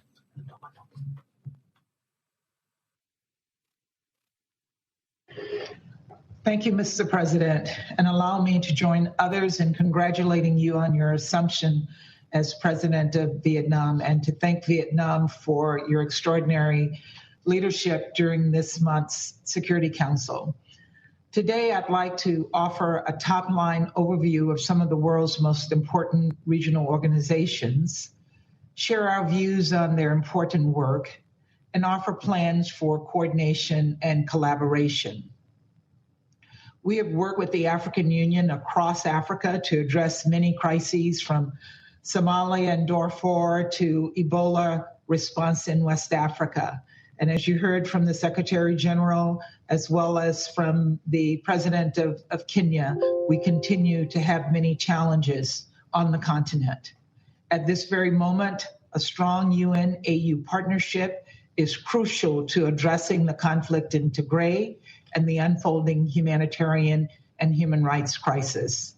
The conflict has already caused hundreds of thousands to flee their homes. Working together with the support of the international community, the UN and AU are positioned to press for free, safe, unhindered humanitarian access, an end to violence, accountability for those responsible for human rights violations, and a peaceful solution. Confidence and security building measures are another important tool that the UN and regional organizations can use to foster cooperation and trust. The United States particularly commends the Organization of American States for its long history of using these measures across the hemisphere.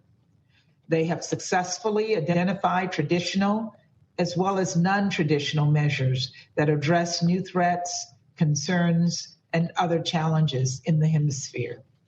The OAS has helped broker agreements to resolve territorial disputes between Belize and Guatemala, Honduras and Nicaragua, as well as Costa Rica and El Salvador.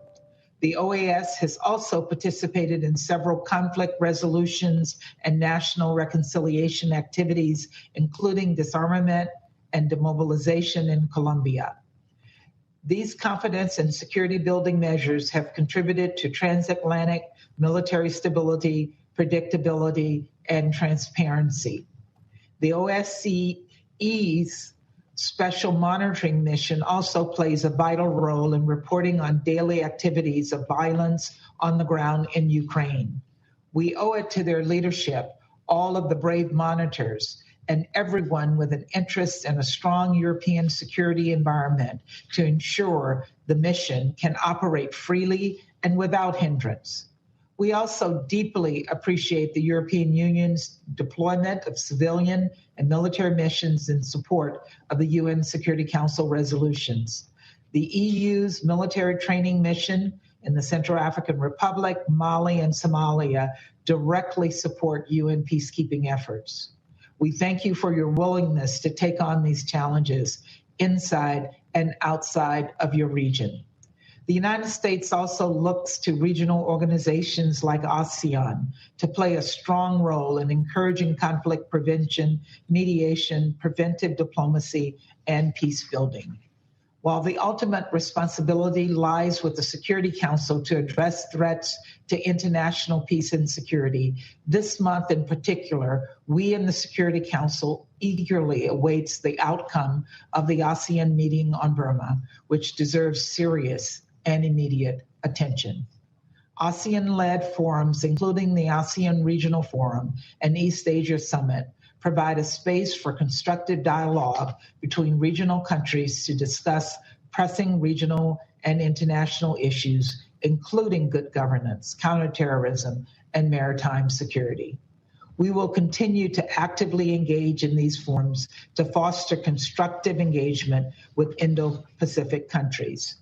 Through our contributions to the preventative diplomacy agenda and the ASEAN Regional Forum, we have seen great strides on the inclusion of women, youth, and civil society organizations. Increasing the meaningful participation of women in all political processes is a priority at other regional organizations too, like the OSCE.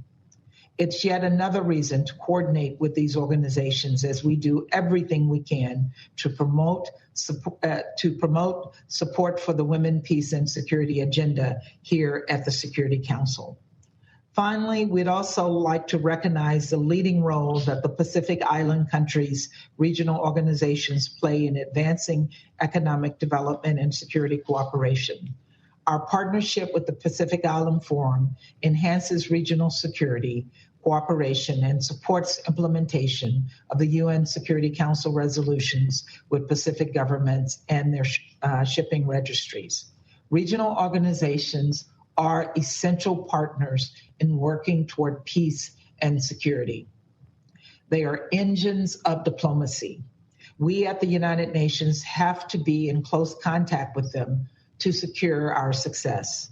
So we look forward to continuing to coordinate and collaborate with all of these organizations as well as others in the days, weeks, and years to come. Thank you, Mr. President, for hosting this important debate.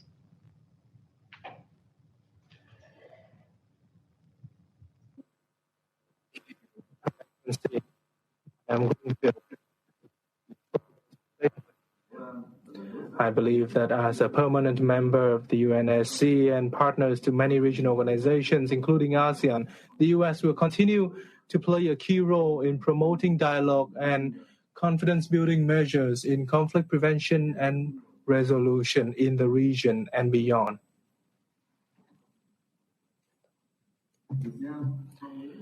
Vietnam looks forward to promoting our comprehensive partnership with the U.S., contributing to peace, stability, and cooperation in the Asia-Pacific and the world. I now give the floor to His Excellency Dr. Subramaniam Jaishankar, Minister of External Affairs of India. We do apologize for the mix-up in the speaking order. Thank you, Mr. President. At the outset, let me convey our best wishes to Your Excellency on your election as the President of the Socialist Republic of Vietnam. I also thank the Vietnamese delegation for organizing this high-level open debate on enhancing cooperation between the UN and regional and sub-regional organizations. Excellency, your chairing of today's debate has brought a special focus to this very important issue. Regional and sub-regional organizations have demonstrated their important role in the maintenance of international peace and security.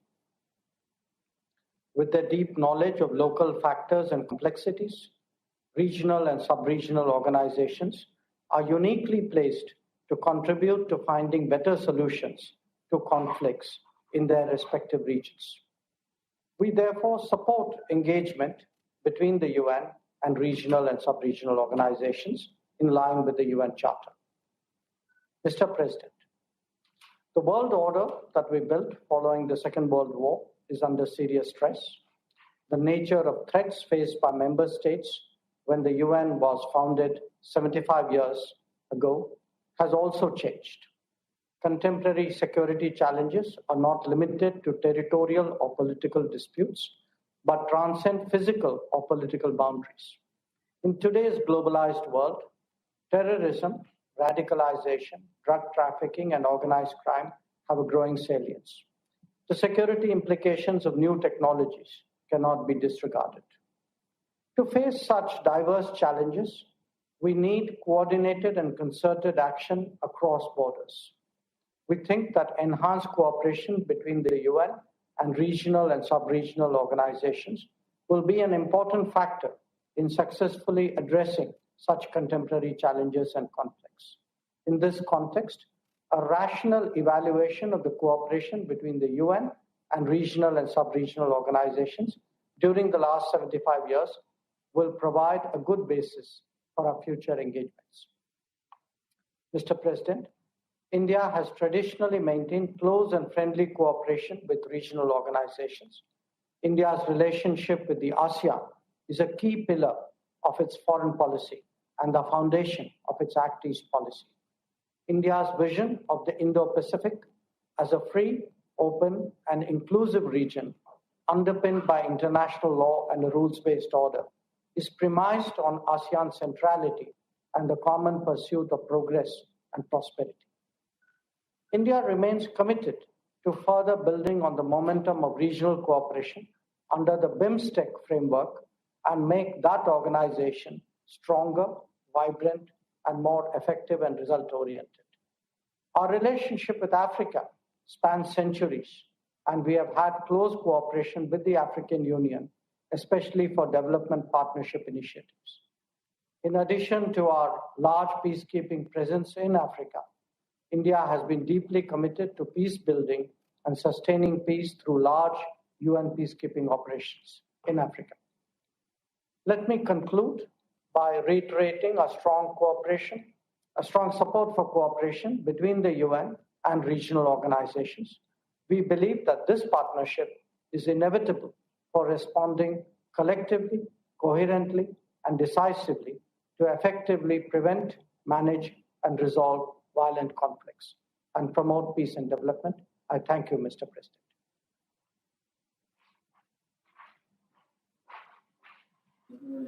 I thank you, His Excellency, Mr. Dr. Jaishankar, for his statement and his kind congratulations. We should further strengthen our cooperation at the UNSC to promote our traditional friendship and promote conflict prevention and resolution and reinforce regional sustainable peace. I now give the floor to His Excellency Lord Tariq Ahmad of Wimbledon, Minister of State for the Commonwealth, the United Nations, and South Asia of the United Kingdom.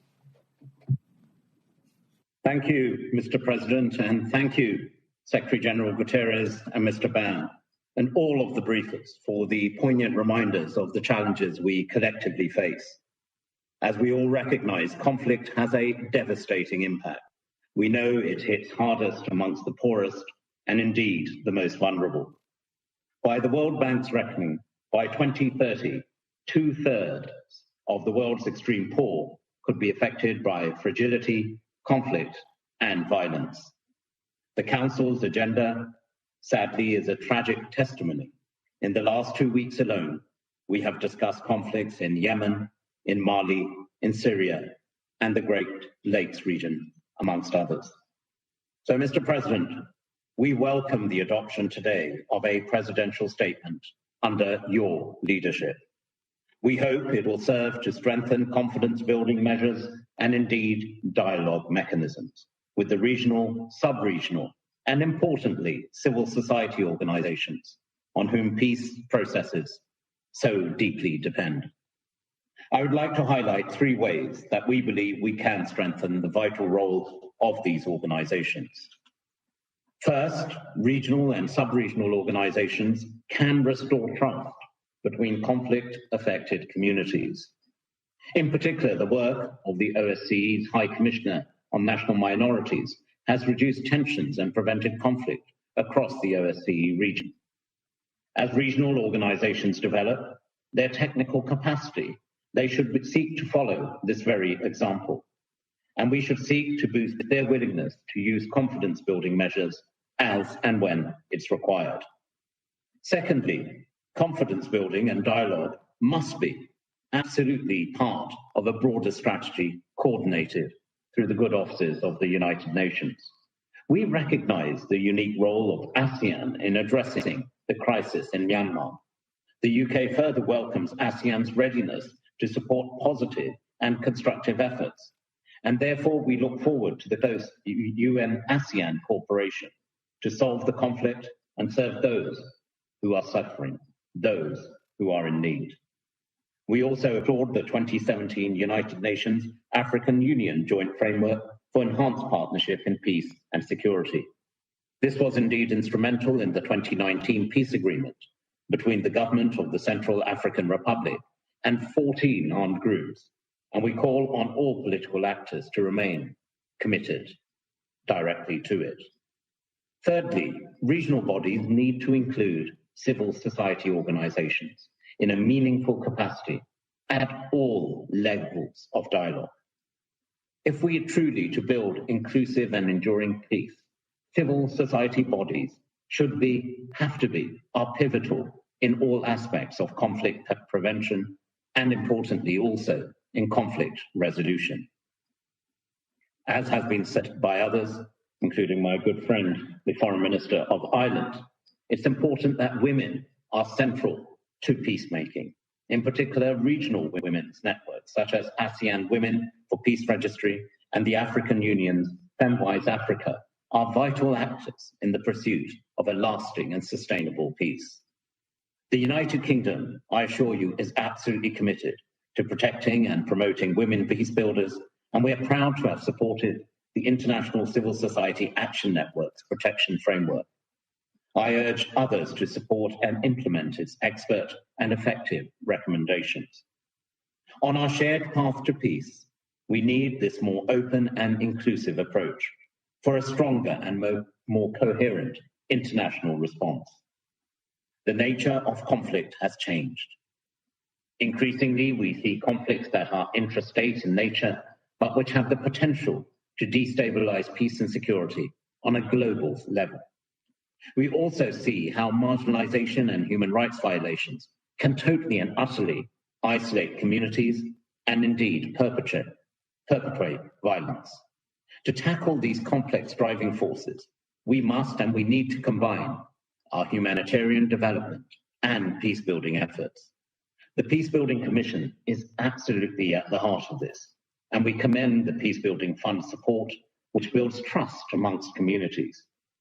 Because ultimately, where national and regional efforts fail, it is the Security Council that has primary responsibility for both international peace and international security.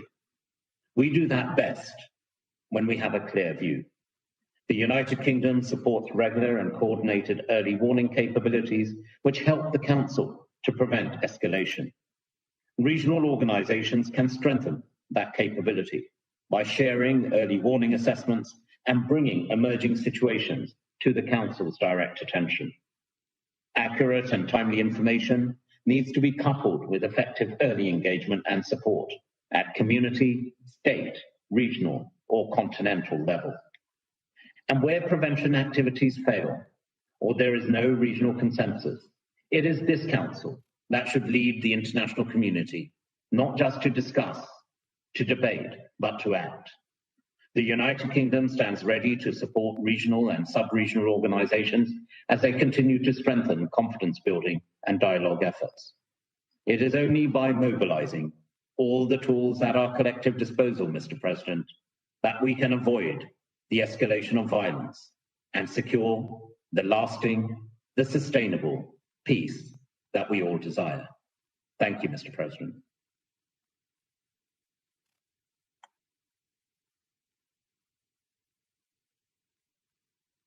I thank His Excellency Lord Ahmed for his statement and your appreciation regarding our theme. I would like to convey my heartfelt condolences on the passing away of Prince Philip, Duke of Edinburgh. We deeply appreciate the UK's efforts in the process of conflict prevention and solution and look forward to further tightening our cooperation in this area under different frameworks. I now give the floor to His Excellency Audun Hanvoldsen, Deputy Minister for Foreign Affairs of Norway. Thank you, Mr. President, Excellencies. Let me start by joining others in congratulating you, President Phuc, with your recent assumption of office. And Norway would also like to thank Vietnam for placing today's important issue on the agenda of the Council and taking the initiative to the PRST, which we have adopted. Regional and sub-regional organizations are an integral part of the global multilateral architecture.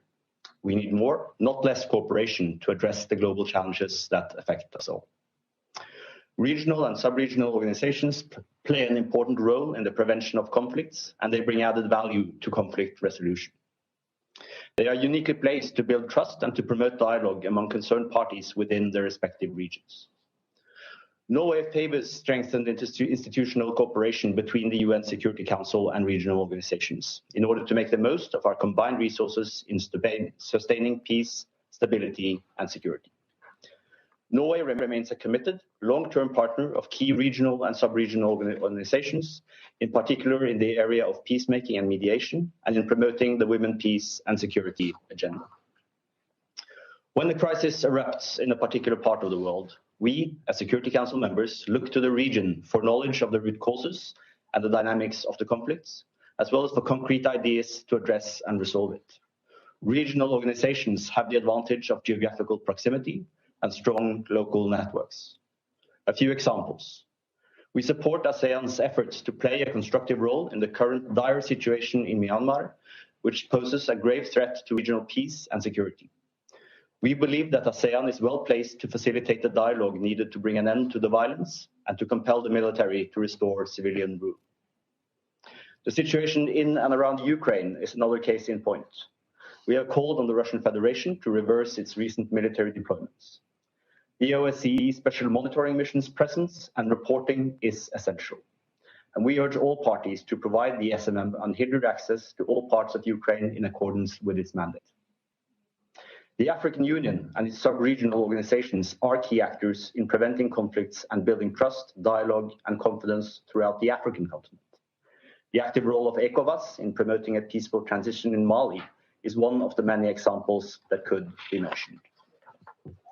The African Union's work to address the situation in the Horn of Africa, including the conflict in Tigray and the situation on the border between Sudan and Ethiopia, is another case in point. Also here, the key lies in the region itself. And here too, we encourage continued close cooperation between the AU, including the AU Peace and Security Council, and the Security Council in the time ahead. We would like to see more information sharing, more joint discussions on mandates, as well as increased joint field visits to actively address these situations. Mr. President, regional organizations are also valuable partners in promoting key thematic priorities on the Council's agenda. In February, we called for the UN to lead by example in ensuring the full, equal, and meaningful participation of women in UN-led peace processes. This is equally important in regional and sub-regional organizations, and we encourage all our partners to place gender equality and empowerment of women high on the agenda. At the Council meeting with the League of Arab States in January, we welcomed the launch of the Arab Women Mediators Network, which promotes increased participation of women in peacebuilding and in peacekeeping. At our meeting with the OSCE in March, we stressed the need to incorporate a focus on gender equality at all levels of OSCE's work. Regional and sub-regional organizations play a crucial role in addressing the effects of climate-related security risks. We acknowledge these organizations' work and encourage the inclusion of adverse effects of climate change in regional dialogues as a means to increase stability and as entry point for cooperation and coordination. Thank you, Mr. President.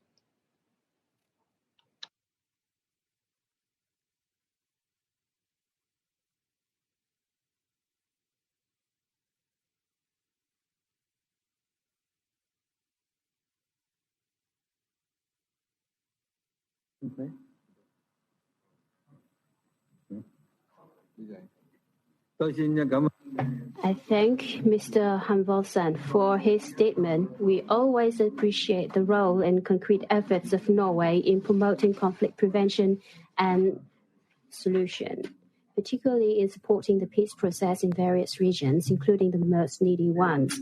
Next, I would like to give the floor to Mr. Nye Mohamed Bazoum, delivered by the representative of Nye.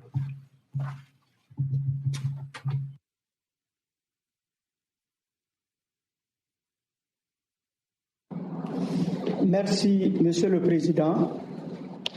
Monsieur le Président, permettez-moi tout d'abord de vous adresser mes sincères remerciements à vous-même ainsi qu'à votre gouvernement pour l'organisation de cette importante réunion sur le renforcement de la coopération entre les Nations Unies et les organisations régionales et sous-régionales dans le cadre de la prévention et de la résolution des conflits. En effet, la prévention des conflits demeure une responsabilité essentielle du Conseil de sécurité, bien que l'histoire nous montre que cet organe est plus concentré sur la gestion des crises immédiates et la résolution des conflits déjà ouverts. Les nombreuses menaces modernes à la paix et à la sécurité internationale, telles que le terrorisme, les déplacements massifs de population, le changement climatique, la cybercriminalité et les crises sanitaires comme la pandémie du Covid-19 actuelle, ne peuvent être résolus par les États individuellement, mais nécessitent une action collective de la communauté internationale.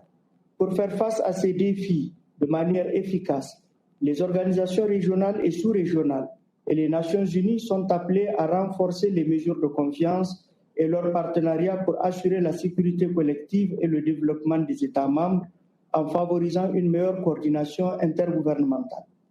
La pandémie du Covid-19 que traverse le monde, qui mine le système de santé mondial et nos efforts communs pour maintenir la paix et la sécurité internationale, est une preuve de la pertinence, de la nécessité du multilatéralisme et de la coopération entre non seulement les organisations internationales, mais aussi entre celles-ci et les États. La valeur de l'action collective et de la solidarité se sont imposées comme un impératif catégorique pour faire face à cette pandémie et à son impact dévastateur sur les secteurs socio-économiques. Monsieur le Président, au regard de la complexité et du caractère multidimensionnel de ces défis, ainsi que de leurs manifestations multiformes selon les régions, ces nouveaux défis commandent aussi qu'à travers cette coopération, que la primauté soit donnée aux acteurs régionaux, car ces derniers disposent de mécanismes de référence adaptés permettant d'avoir une meilleure compréhension des causes profondes des conflits, ce qui leur permet de faire face aux situations auxquelles ils sont confrontés à travers la diplomatie préventive notamment.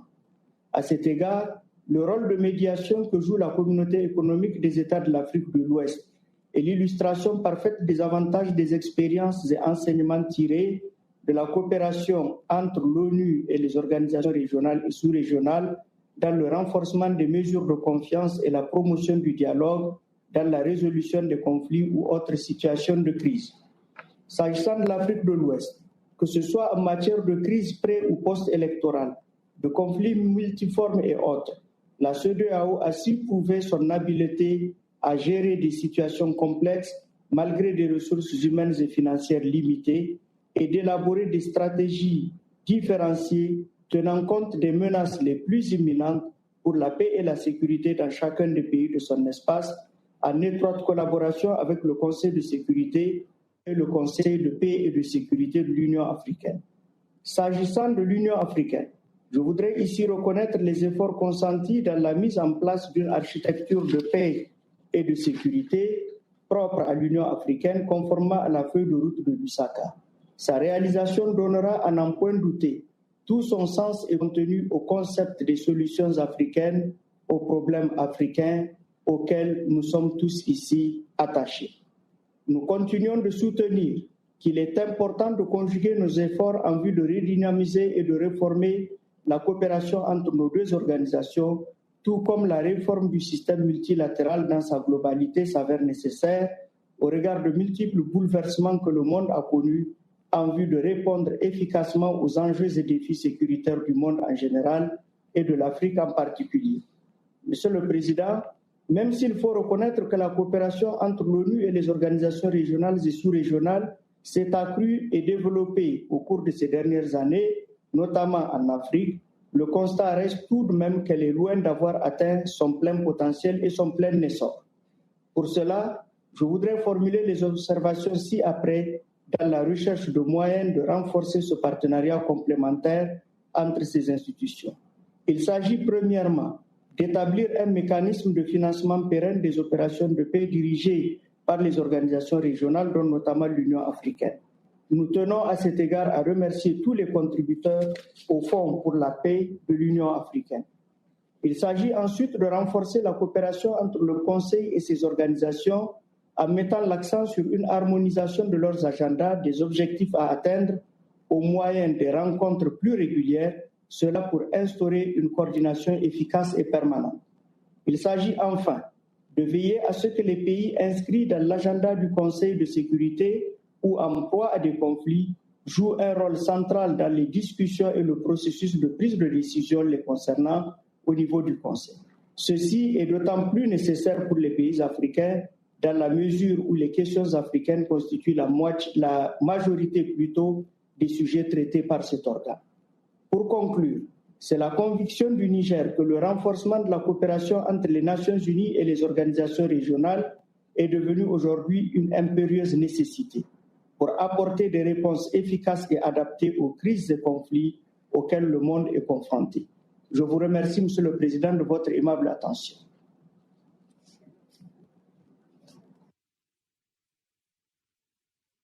I thank the representative of Niger for his statement. Vietnam always closely follows the achievements attained by Niger and its people. On this occasion, I would like to convey the congratulations from the President of Vietnam to His Excellency Mr. Mohamed Bazoum for his recent election as President of Niger.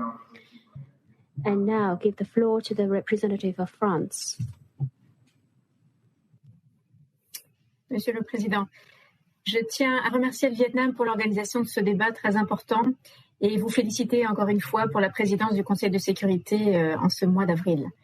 Monsieur le Président, nous avons plus que jamais besoin aujourd'hui d'un multilatéralisme efficace. Et pour faire face aux crises qui secouent le monde, les Nations Unies doivent travailler en coopération étroite avec les organisations régionales. C'est d'ailleurs tout le sens du chapitre 8 de la Charte qui fixe le cadre de cette coopération. Parce qu'elles sont au plus près du terrain, les organisations régionales sont les premiers témoins des crises. Elles en connaissent les racines profondes, elles savent les solutions efficaces pour les résoudre, pour les prévenir.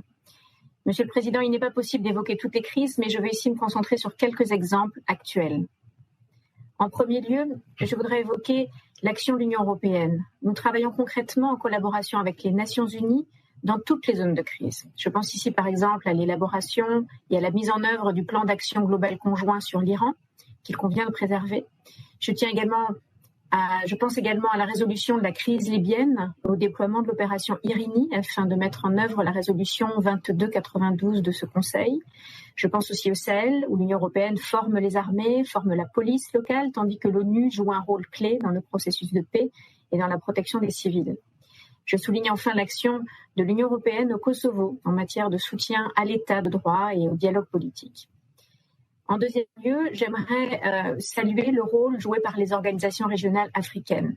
Elles savent mettre en place des mesures rapides, des mesures adaptées dans le règlement des crises politiques, et c'est notamment le cas en Afrique de l'Ouest avec la CEDEAO.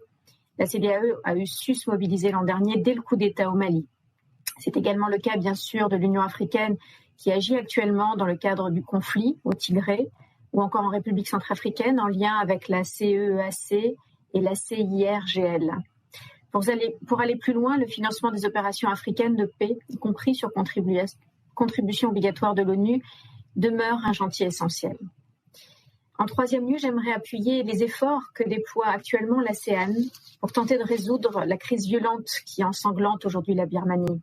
Nous serons très attentifs aux résultats du prochain sommet de l'ASEAN. Je tiens également à saluer le rôle du secrétaire général et de son envoyé spécial sur le terrain, ainsi que les efforts de Ban Ki-moon dans ce dossier.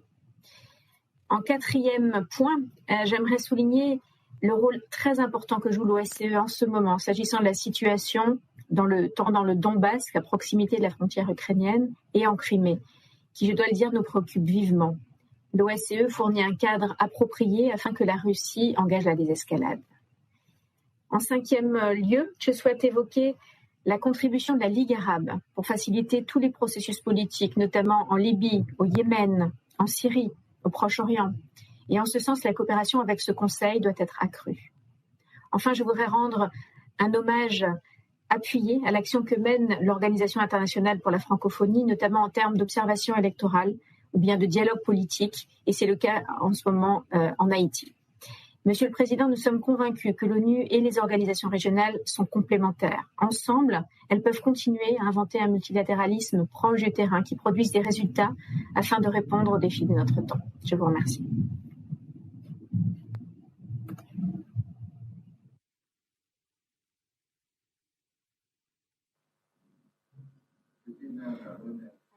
The representative of France for the statement.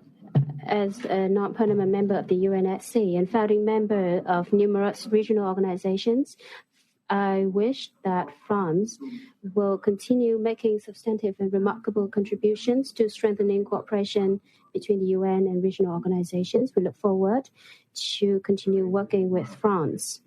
Now I would like to give the floor to representative of Russian Federation.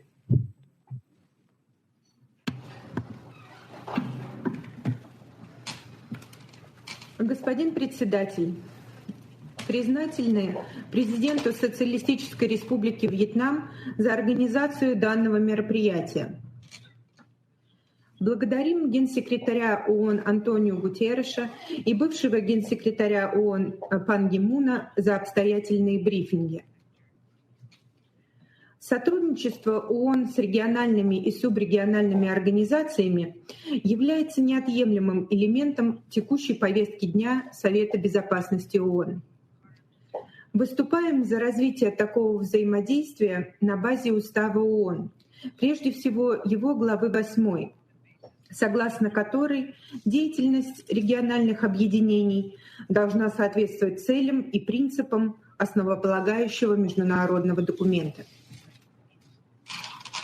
Сложно представить разрешение кризисных ситуаций без участия региональных и субрегиональных организаций, таких как Африканский союз, Ассоциация государств Юго-Восточной Азии, Лига арабских государств, Шанхайская организация сотрудничества, Организация договора о коллективной безопасности, Содружество независимых государств, Организация по безопасности и сотрудничеству в Европе.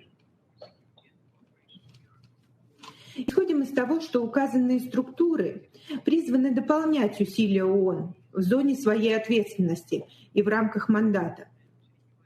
В большинстве случаев они лучше знают обстановку на Земле и должны играть ключевую роль в определении путей решения конфликтов. Хотели бы подчеркнуть, что приоритет в урегулировании споров следует отдавать мирным средствам, а для применения принудительных мер необходимо получить соответствующие полномочия от Совета Безопасности ООН. Господин председатель, принимая во внимание тот факт, что более половины вопросов повестки дня Совета Безопасности ООН приходится на Африку, естественным ходом вещей представляется дальнейшее сопряжение совместных действий ООН и Афросоюза. В этой связи приветствуем принятие в апреле 2017 года рамочного документа об укреплении партнерства двух организаций в области мира и безопасности, а также проведение ежегодных консультаций Совета Безопасности ООН и Совета мира и безопасности Африканского союза, поочередно в Аддис-Абебе и в Нью-Йорке. Полностью поддерживаем подход африканским проблемам, африканские решения. В частности, отмечаем посреднические усилия Афросоюза и ИГАД в стабилизации внутриполитической ситуации в Республике Южный Судан. Приветствуем успешное завершение совместной операции ООН и Афросоюза в Дарфуре. Внимательно следим за деятельностью в Сомали афромиротворческой операции «Амисом», которая действует в беспрецедентно тяжелых условиях. Безусловно, поддерживаем совместные силы Сахельской пятерки в борьбе с террористической угрозой в Сахаро-Сахельском субрегионе. Господин председатель, высокой оценки заслуживает сотрудничество ООН с АСЕАН. Приветствуем усилия Вьетнама, в том числе в качестве непостоянного члена Совета Безопасности, по продвижению такого взаимодействия с Советом.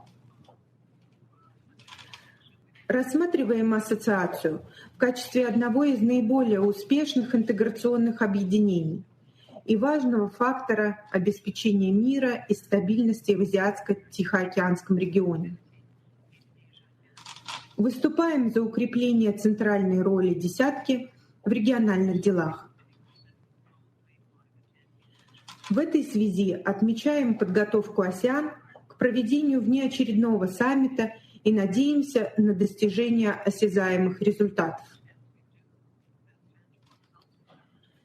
Видим хороший потенциал взаимодействия между АСЕАН и ШОС в рамках ООН. С учетом того, что обе организации решают во многом схожие задачи по обеспечению безопасности и устойчивого развития в Азии, полагаем важным углубление диалога и практического сотрудничества. целесообразно было бы рассмотреть возможность проведения на ООНовской площадке специальной встречи высокого уровня в формате АСЕАН-ШОС по вопросам безопасности. Кроме того, хотели бы отдельно дать высокую оценку сложившемуся уровню партнерства между ООН и ШОС.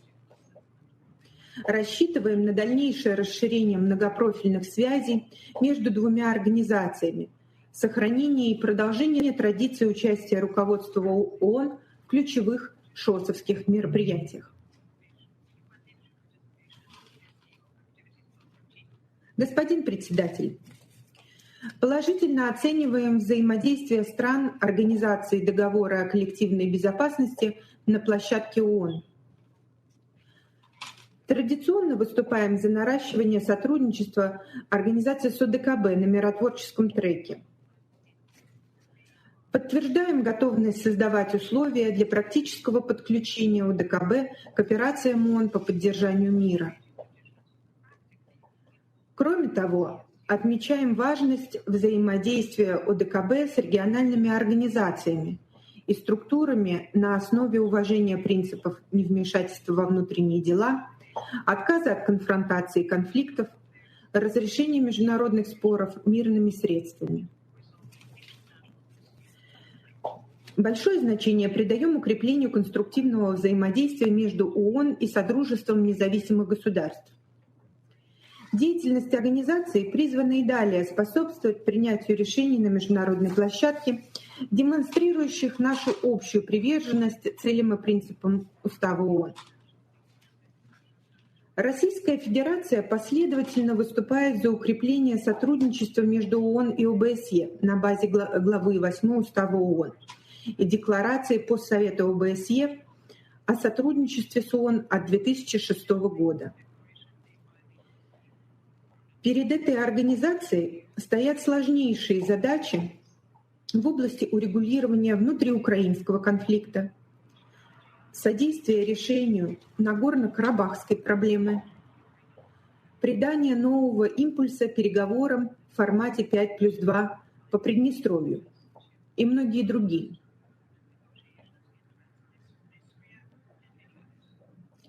Надеемся, что ОБСЕ продолжит выполнять роль честного брокера.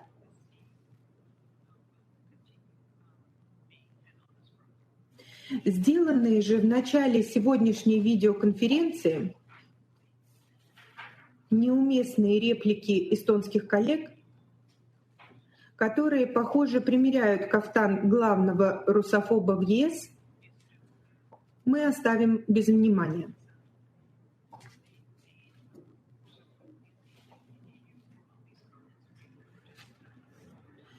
В заключение хотели бы подчеркнуть, что Российская Федерация является последовательным сторонником полноценного сотрудничества с региональными организациями во всем мире. Исходим из того, что они могут и должны играть заметную роль в становлении многосторонности в качестве системы, образующей основы международных отношений, а также в развитии подлинно равноправных и партнерских отношений между странами. Я благодарю вас, господин председатель.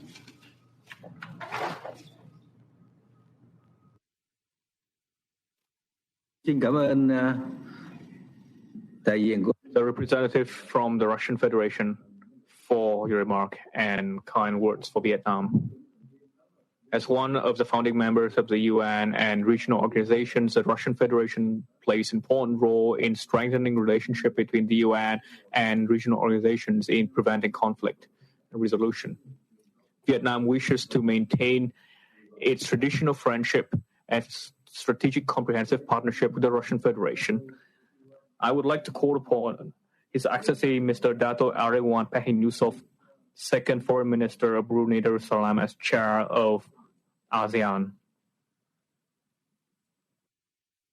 Bismillahirrahmanirrahim.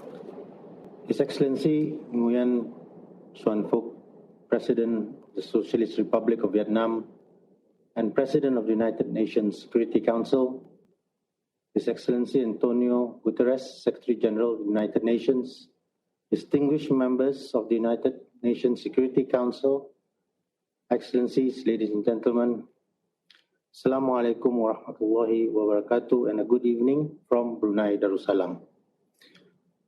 I'm very pleased to be able to participate at this open debate today on behalf of Brunei Darussalam as the chair of the Association of Southeast Asian Nations for the year 2021. At the outset, I wish to convey our appreciation to Vietnam for inviting Brunei to this open debate and congratulate Vietnam on its initiatives as President of the UN Security Council this month. I would also like to take this opportunity to convey to you, Mr. President, my warm congratulations on your recent appointment as President of the Socialist Republic of Vietnam. Mr. President, Excellencies, Brunei is pleased to speak to the Council alongside other chairs of regional organizations about our cooperation with the United Nations in enhancing confidence building and dialogue in conflict prevention and resolution. For us in Southeast Asia, it is an important year with many challenges as we look to swiftly recover from COVID-19, advance towards our shared goals in the ASEAN Community Vision 2025, and contend with regional developments of shared concerns. However, it is during such times that we in ASEAN have learned to truly value the benefits derived from over 50 years of community building efforts that foster confidence, trust, and unity in our region. In this regard, Brunei has chosen the theme of We Care, We Prepare, We Prosper, where we will focus on harnessing the caring nature of our people, preparing ASEAN for the future, and enabling sustainable prosperity in a resilient region. Essentially, we are striving to overcome challenges together, find new opportunities for the region, and build our collective resilience to future uncertainties. Mr. President, ASEAN has withstood the test of time and over the years has touched millions of lives, lifting many out of poverty and ushering in decades of prosperity, development, and peace.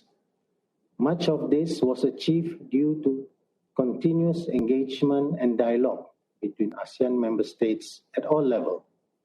The UN has played an important role in ASEAN's history, particularly by supporting our work to prevent conflicts through preventive diplomacy and confidence-building measures. An example of this was through peace building between Indonesia and Timor-Leste. Indeed, such situations have occurred on numerous occasions in our region and demonstrate the necessity for close and coordinated ASEAN-UN efforts in tandem to realize a shared goal of peace and stability. It is my sincere wish that similar close cooperation with the UN can continue, especially as we look at the current developments in one of our ASEAN member states, namely Myanmar.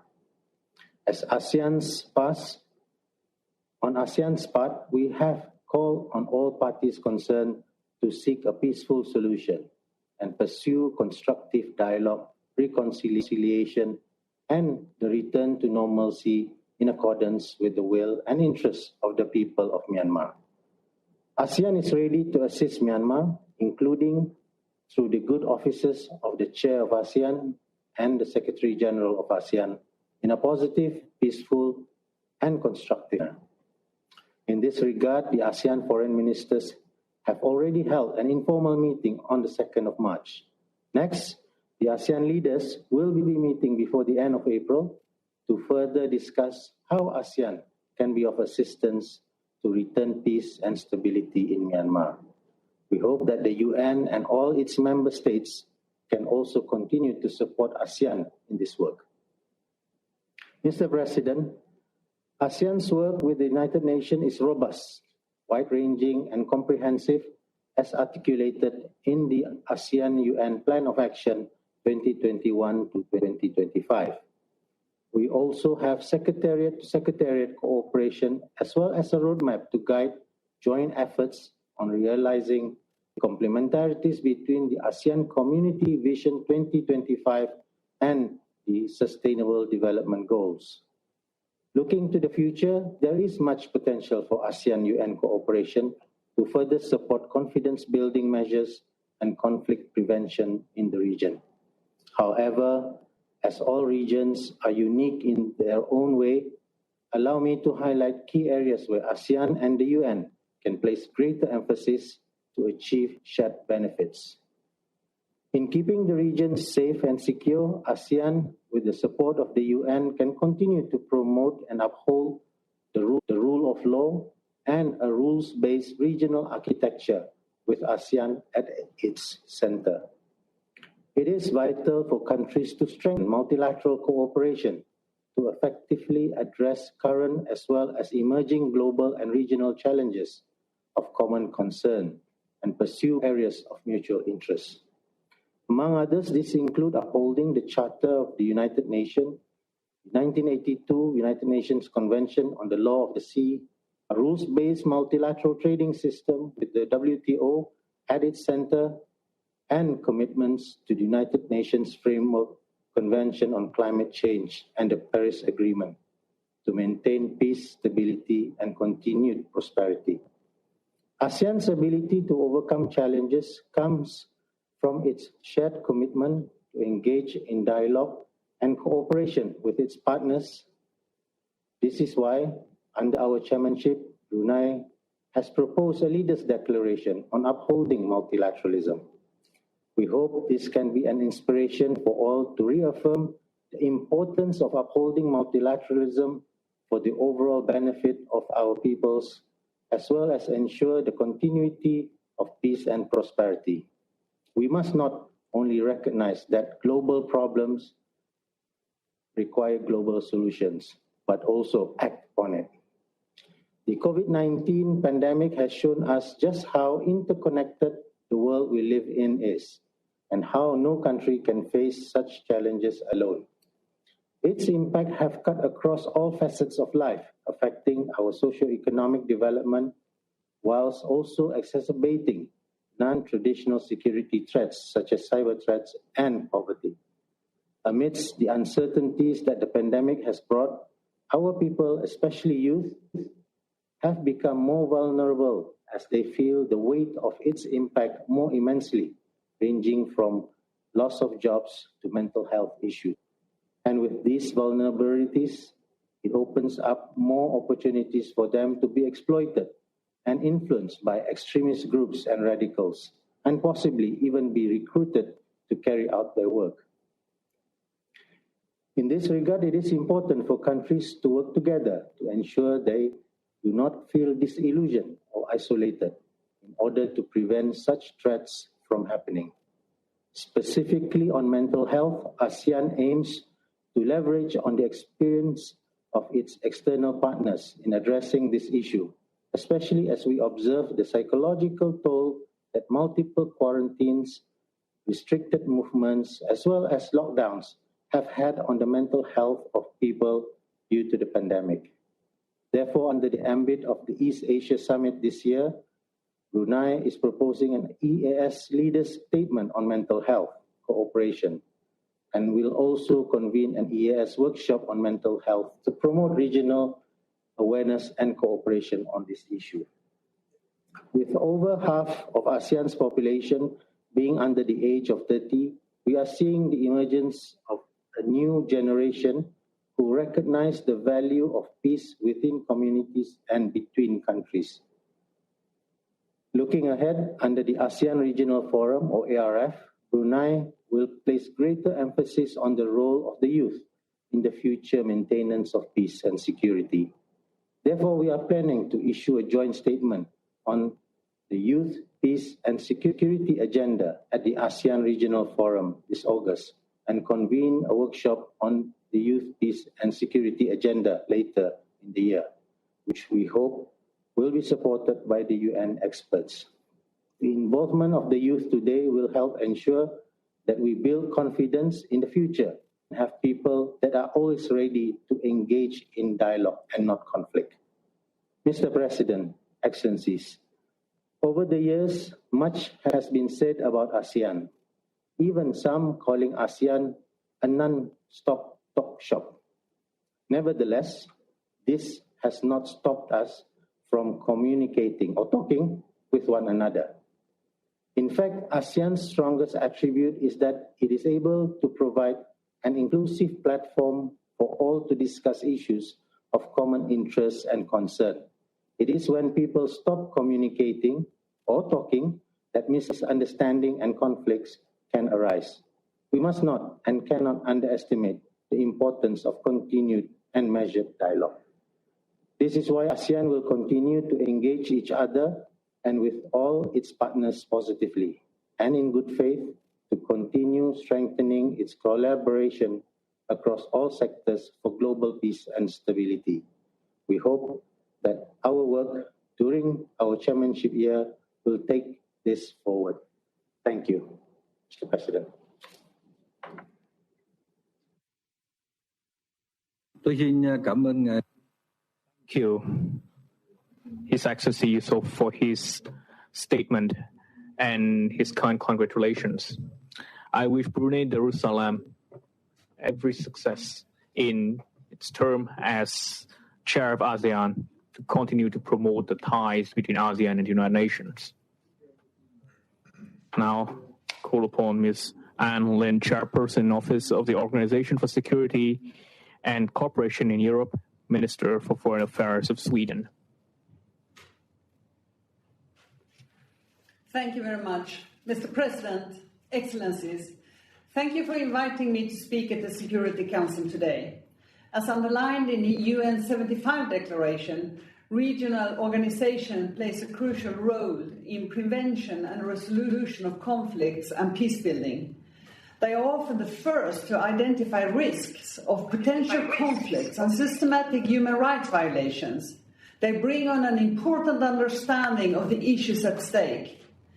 Building on the experience from Sweden's tenure in the Security Council in 2017 to 2018, and in line with our long-standing commitment to multilateralism and a rule-based international order built on international law, as chairperson of the OSCE, I want to further strengthen the partnership between the OSCE and the United Nations.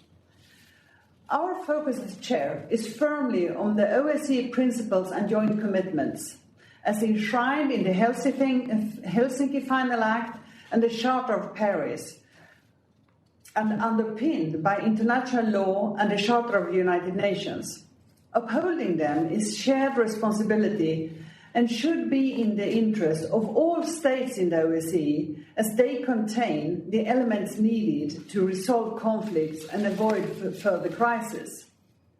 The Women, Peace and Security agenda remains a key priority for both the UN and the OSCE. To build confidence in peace efforts, we need to ensure women a meaningful participation in a political and conflict-related process. To colleagues on the Council, this is an area where we need to change. As we committed to do in the UN at 75, we have to place women and girls at the center. Mr. President, the OSCE concept of a comprehensive security acknowledges that security has a political, military, economic, environmental, and human dimension. The shared commitment of the 57 participating states of the OSCE on respect for international law, human rights law, and democracy and the rule of law is central to maintaining lasting security and building confidence within and between states. The Vienna document and the Treaty on the Open Sky enable transparency and confidence building between participating states. This month, the value of the Vienna document for military risk reduction was illustrated when its consultation and cooperation as regard unusual military activities was activated by Ukraine to seek information from the Russian Federation.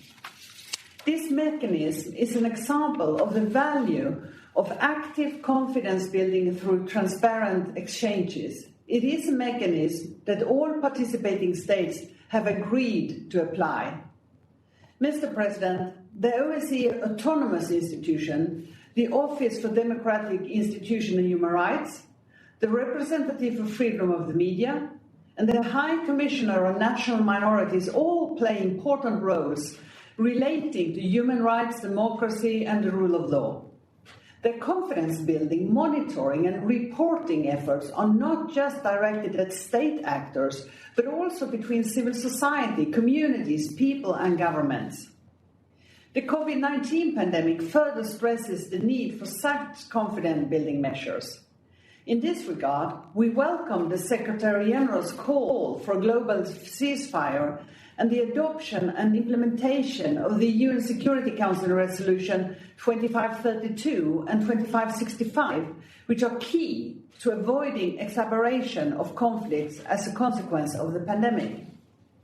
Mr. President, close cooperation with UN and the OSCE in field presence is crucial. They assist host countries in putting OSCE commitments and principles into practice and fostering local capabilities, thereby contributing to early warning and conflict prevention. In the visits I have made as chairing office, I have seen first-hand examples of the difference that our cooperations make on the ground. Our largest field operation, SMM, Special Monitoring Mission to Ukraine, with more than 700 people, enjoys a close working relationship with the UN agencies present in the country, in this case particularly related to the humanitarian and human rights situation, as well as gender equality. The Geneva International Discussions, which addresses the situation following the 2008 armed conflict in Georgia, is another example of UN and OSCE collaboration to promote dialogue and confidence building.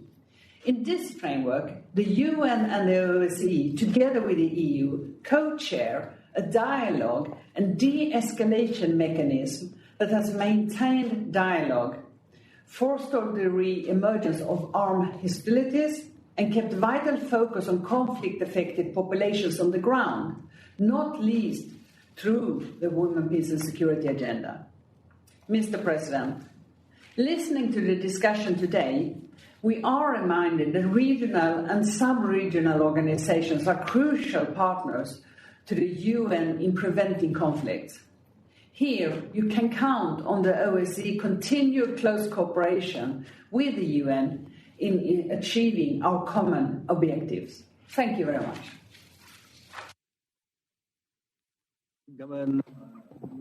I thank Madame Linder for your statement. I am deeply impressed with the efforts of the Organizations for Security and Cooperation in conflict prevention and resolution and early warnings, particularly specific measures such as promoting dialogues, mediation, and confidence building among societies and communities affected by conflicts. I now give the floor to His Excellency Mr. Ahmed Abu Ghaid, Secretary General of the Arab League. سيد الرئيس، اسمحوا لي بداية سيادة الرئيس أن أتقدم إليكم بخالص الشكر على دعوتكم الكريمة لجامعة الدول العربية للمشاركة مع المجلس الموقر في هذه الجلسة، ورئاستكم الشخصية لهذا النقاش الذي أثق في أن خلاصاته ستساهم في تمتين التعاون بين الأمم المتحدة ومنظماتنا الإقليمية صونا للسلم والأمن الدولي على النحو الذي ينظمه الفصل الثامن من الميثاق. إننا نقدر عاليا كل جهد يرمي إلى الارتقاء بمستوى هذه العلاقة، ونثمن كل نشاط مخلص يقر ويدفع بمفهوم العمل التكاملي بين الأمم المتحدة والمنظمات الإقليمية المعنية بالحفاظ على السلم والأمن في مناطقها الجغرافية، بما في ذلك جامعة الدول العربية. وتنعقد جلسة اليوم في أعقاب الجلسة الأخرى رفيعة المستوى التي ترأستها الجمهورية التونسية في يناير الماضي بخصوص التعاون بين المجلس والجامعة العربية، كما تأتي متابعة للحوار الذي استضافه السيد السكرتير العام في نوفمبر الماضي مع رؤساء المنظمات الإقليمية، والذي نشكره على جهوده المخلصة في دفع أجندة السلام والاستقرار والتنمية في مختلف أرجاء العالم بما في ذلك المنطقة العربية. إننا نجتمع اليوم وسط أجندة مشتركة مليئة بالأزمات ومثقلة بالتحديات، وهي أجندة ازدادت تعقيدا بسبب تفشي جائحة كورونا على النحو الذي أشار عليه الكثير من المتحدثين قبلي. في هذه الظروف الاستثنائية فرضت أعباء هائلة على دولنا ومجتمعاتنا، وأضرت كثيرا بحالة الأمن والاستقرار في العديد من المواقع الهشة أصلا أو المعرضة للاضطراب.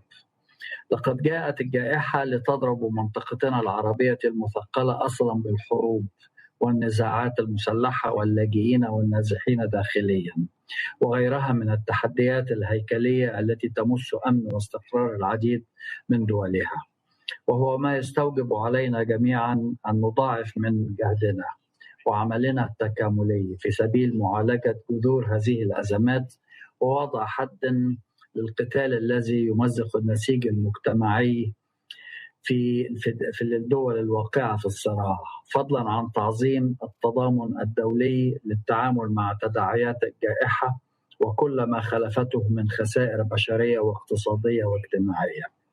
إننا ندعو مجلس الأمن وأجهزة الأمم المتحدة الأخرى المعنية إلى إقامة شراكة عمل استراتيجية مع الجامعة العربية ودولها الأعضاء بغية إرساء دعائم الأمن والاستقرار والتنمية المستدامة في المنطقة العربية، انطلاقا من فهمنا الأصيل للمشكلات التي تعاني منها هذه المنطقة، وتأسيسا على المسؤولية الأساسية التي تتحملها المنظومة الأممية في مجال حفظ السلم والأمن الدوليين.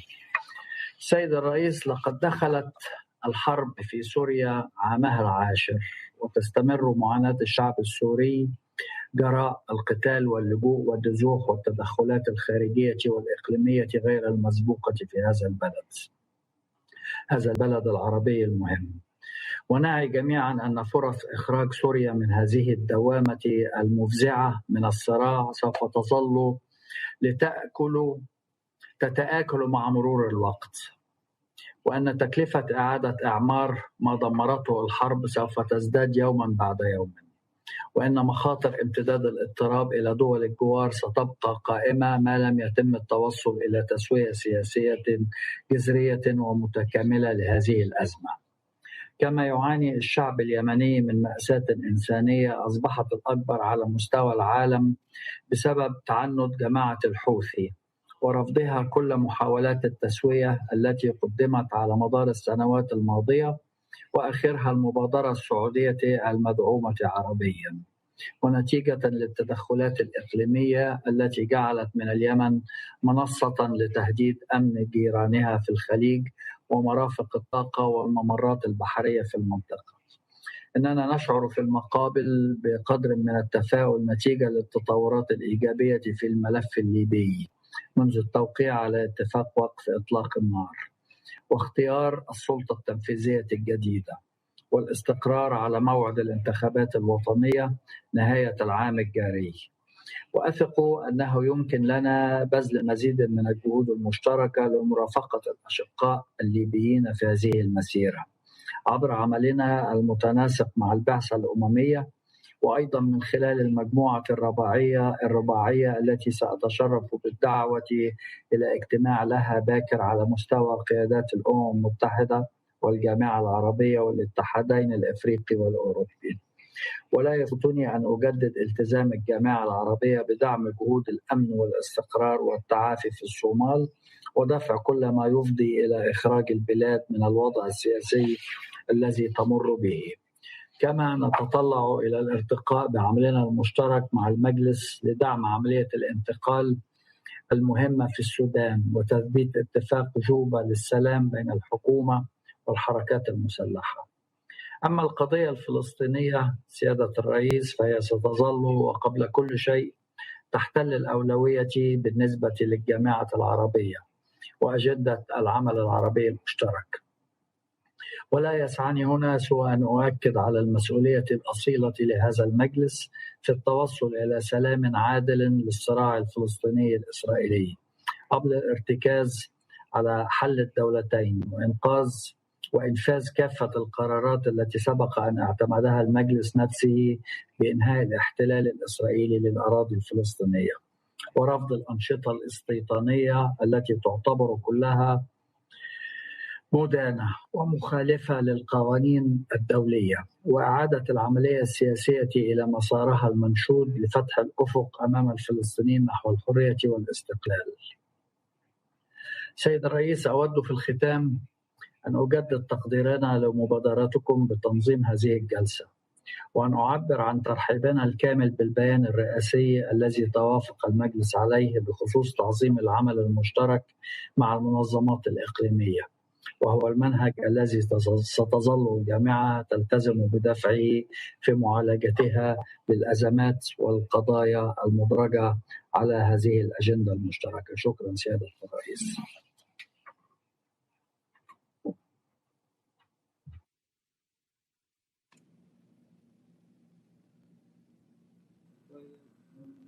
Thank you very much. The representative of Arab League, and we highly appreciate the Arab League's effort over the years in confidence building, strengthening peace and stability in the Middle East. On the occasion of the month of Ramadan, allow me to extend to you, Mr. Secretary General and all Muslims, the wish of happy Ramadan Kareem. I now give the floor to Mr. Olof Skog, head of the delegation of the European Union to the United Nations, to deliver the message of the President of the European Council. Thank you very much, Mr. President. I'd like to congratulate you and Vietnam for organizing this important debate, and thank you particularly for the invitation to the President of the European Council, His Excellency Charles Michel, to brief the meeting. He was unfortunately not able to be here today, but I will deliver the following statement on his behalf. Mr. President, the EU is a strong proponent of an effective multilateral system with the UN at its center. We believe that everyone is best served by a rules-based international order where international law and international humanitarian law is upheld, human rights in all their dimensions are respected, and where conflicts are resolved peacefully through dialogue and diplomacy. In this spirit, and as we speak, we are facilitating talks in Vienna on the JCPOA on Iran's nuclear dossier. Mr. President, everything we do is in close cooperation with and always reinforcing the mission and the objective of the United Nations and its charter. I want to pay tribute to all regional organizations represented here today and say how much we appreciate our cooperation. Regional organizations and sub-regional organizations play a unique role in preventing and resolving conflict. With cultural proximity, strong networks with the parties to a conflict, and in many cases, legitimacy based on cooperation, trust, and confidence, the regional organizations are uniquely placed to catch early warning signs and add value in mediation. I want to echo the words of the Secretary General this morning as to Myanmar and the crisis caused and driven by the military leadership there, and give our strong support to ASEAN in its efforts. Mr. President, the very foundation of the European Union grew out of efforts to overcome division and promote peace on our own continent. We have 64 years of finding and building consensus.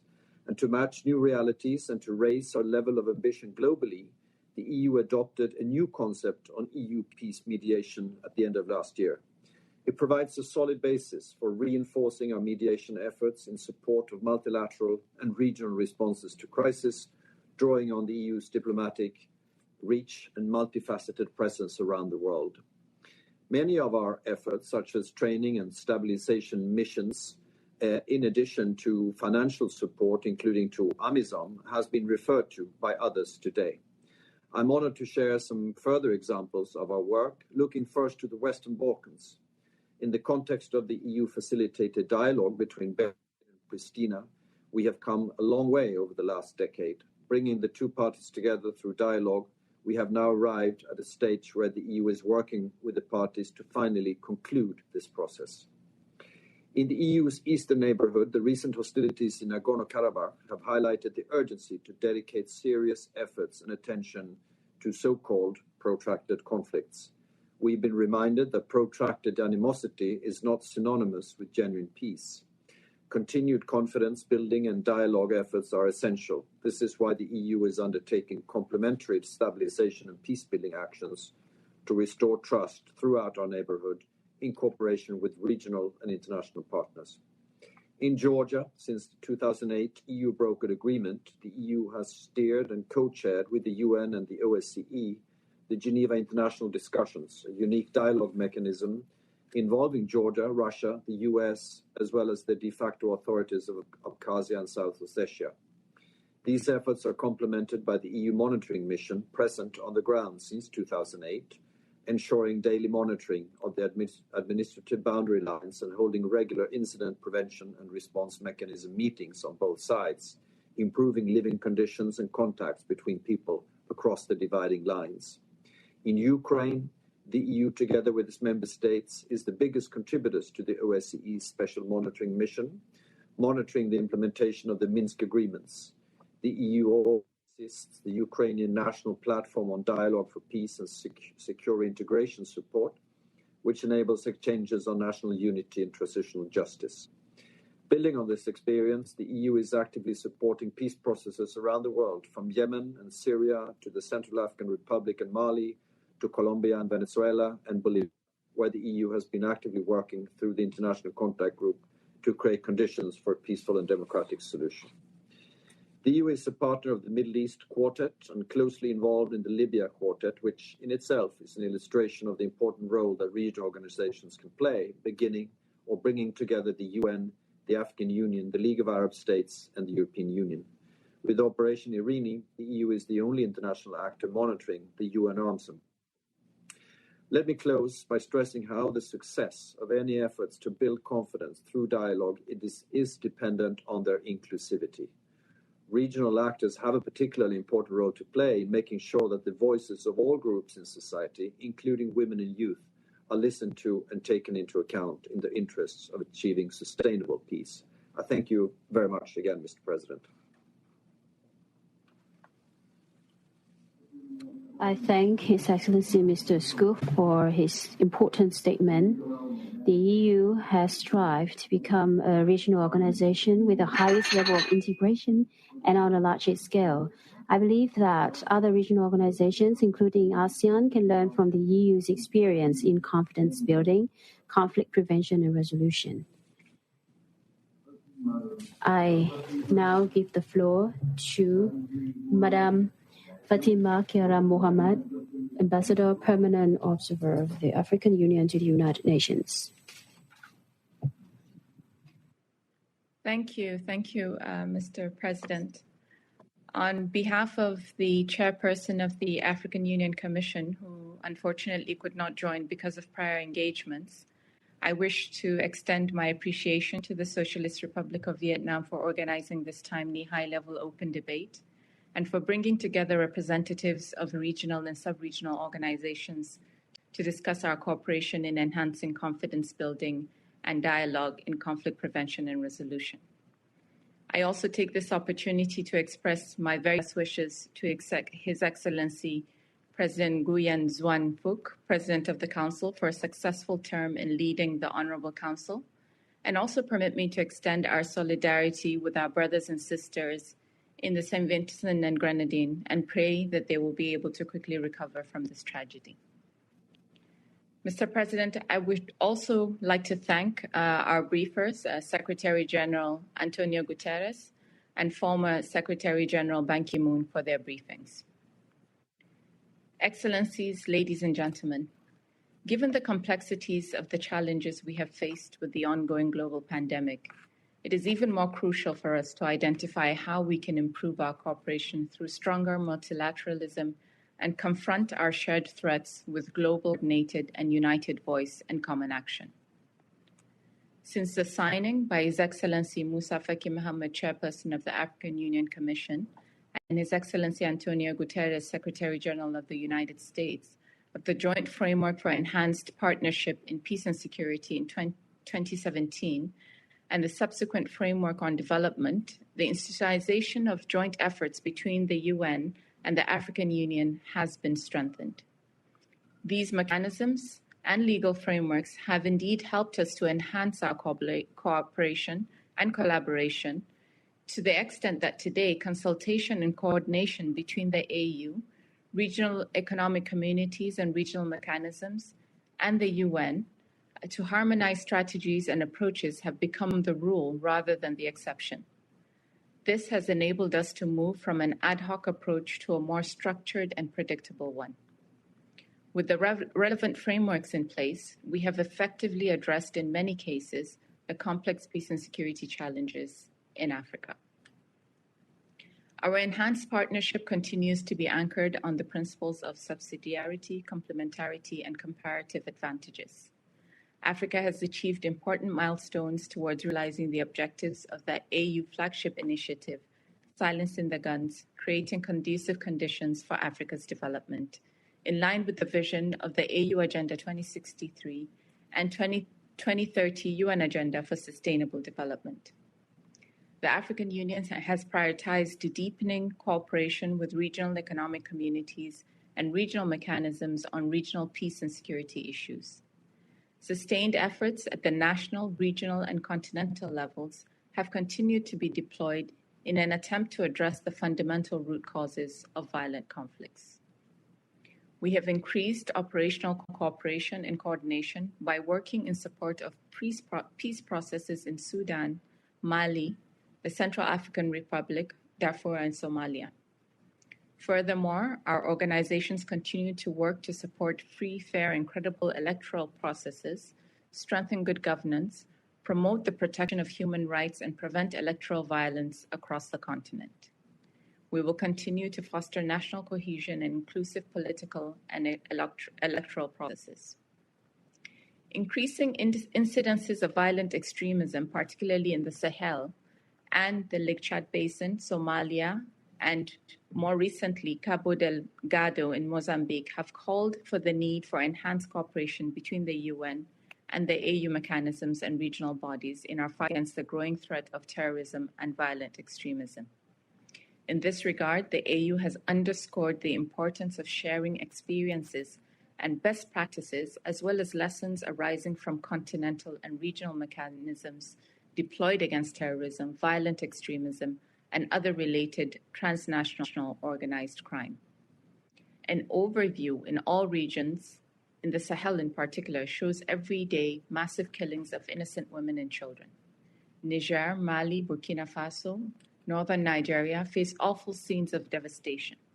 It is imperative that these countries benefit from a genuine, active, and efficient solidarity. The UN Security Council has here a fundamental responsibility. The African Union has huge hopes that it undertake urgently appropriate measures to alleviate millions of people exposed to daily massacres. Mr. President, distinguished members of the Council, one of the key challenges facing the AU-UN partnership has to do with the UN-mandated AU-led peace support operations and the growing need to provide a sense of ownership to the African member states of the UN. The UN Security Council should create the opportunity and a dispensation that will allow Africa to access predictable funding from UN-assessed contributions. Though significant progress has been made between the AU and the UN at the highest level, challenges remain at the level of cooperation between the two councils. While increased efforts of engagement between the AUPSC and the UNSC have helped organizations achieve greater strategic convergence on issues that are of mutual importance, much more needs to be done.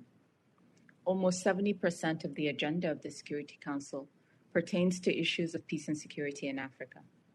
African states comprise nearly 28% of the UN's overall membership, providing significant regional political backing to the A3 members, presently comprised of Tunisia, Niger, and Kenya. The role of the A3 is to reflect and defend the views and concerns of the continent and the decisions of the AUPSC in the UN Security Council. It is therefore important to strengthen and unify the roles played by the A3 in channeling the AUPSC provided positions on peace and security issues in Africa and enhanced the coordination between positions taken in Addis Ababa and New York.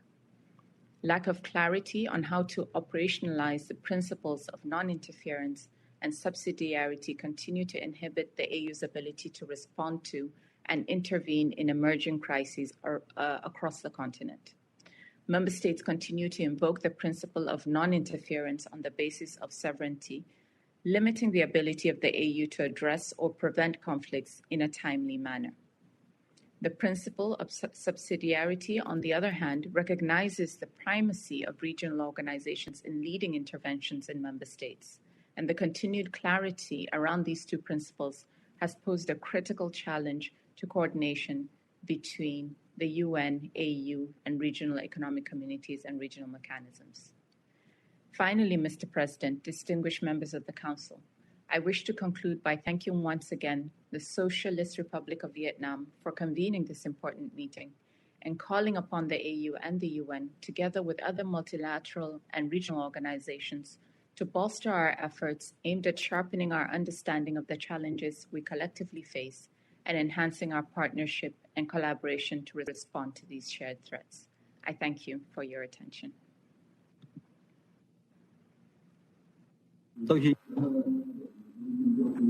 I thank the African Union for the speech. I believe that the partnership between the UN and the African Union in peace and security is exemplary for other regional organizations in strengthening peace. I would like to take this opportunity to affirm our wish to soon establish official relations with the African Union, which will enable us to foster multifaceted cooperation. There are no more names inscribed on the list of speakers.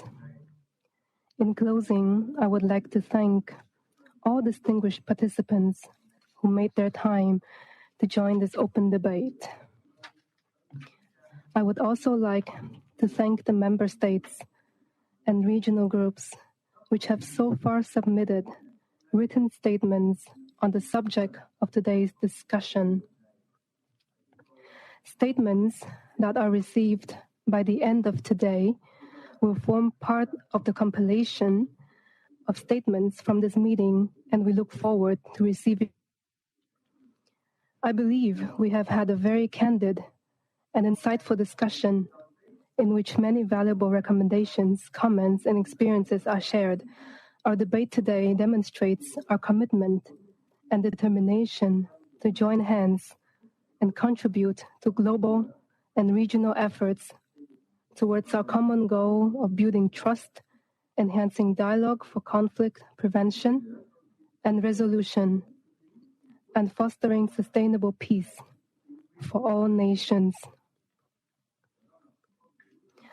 I thank all heads of state and government, ministers, high-level representatives, briefers, technical staff, and interpreters who made this meeting a fruitful discussion and success.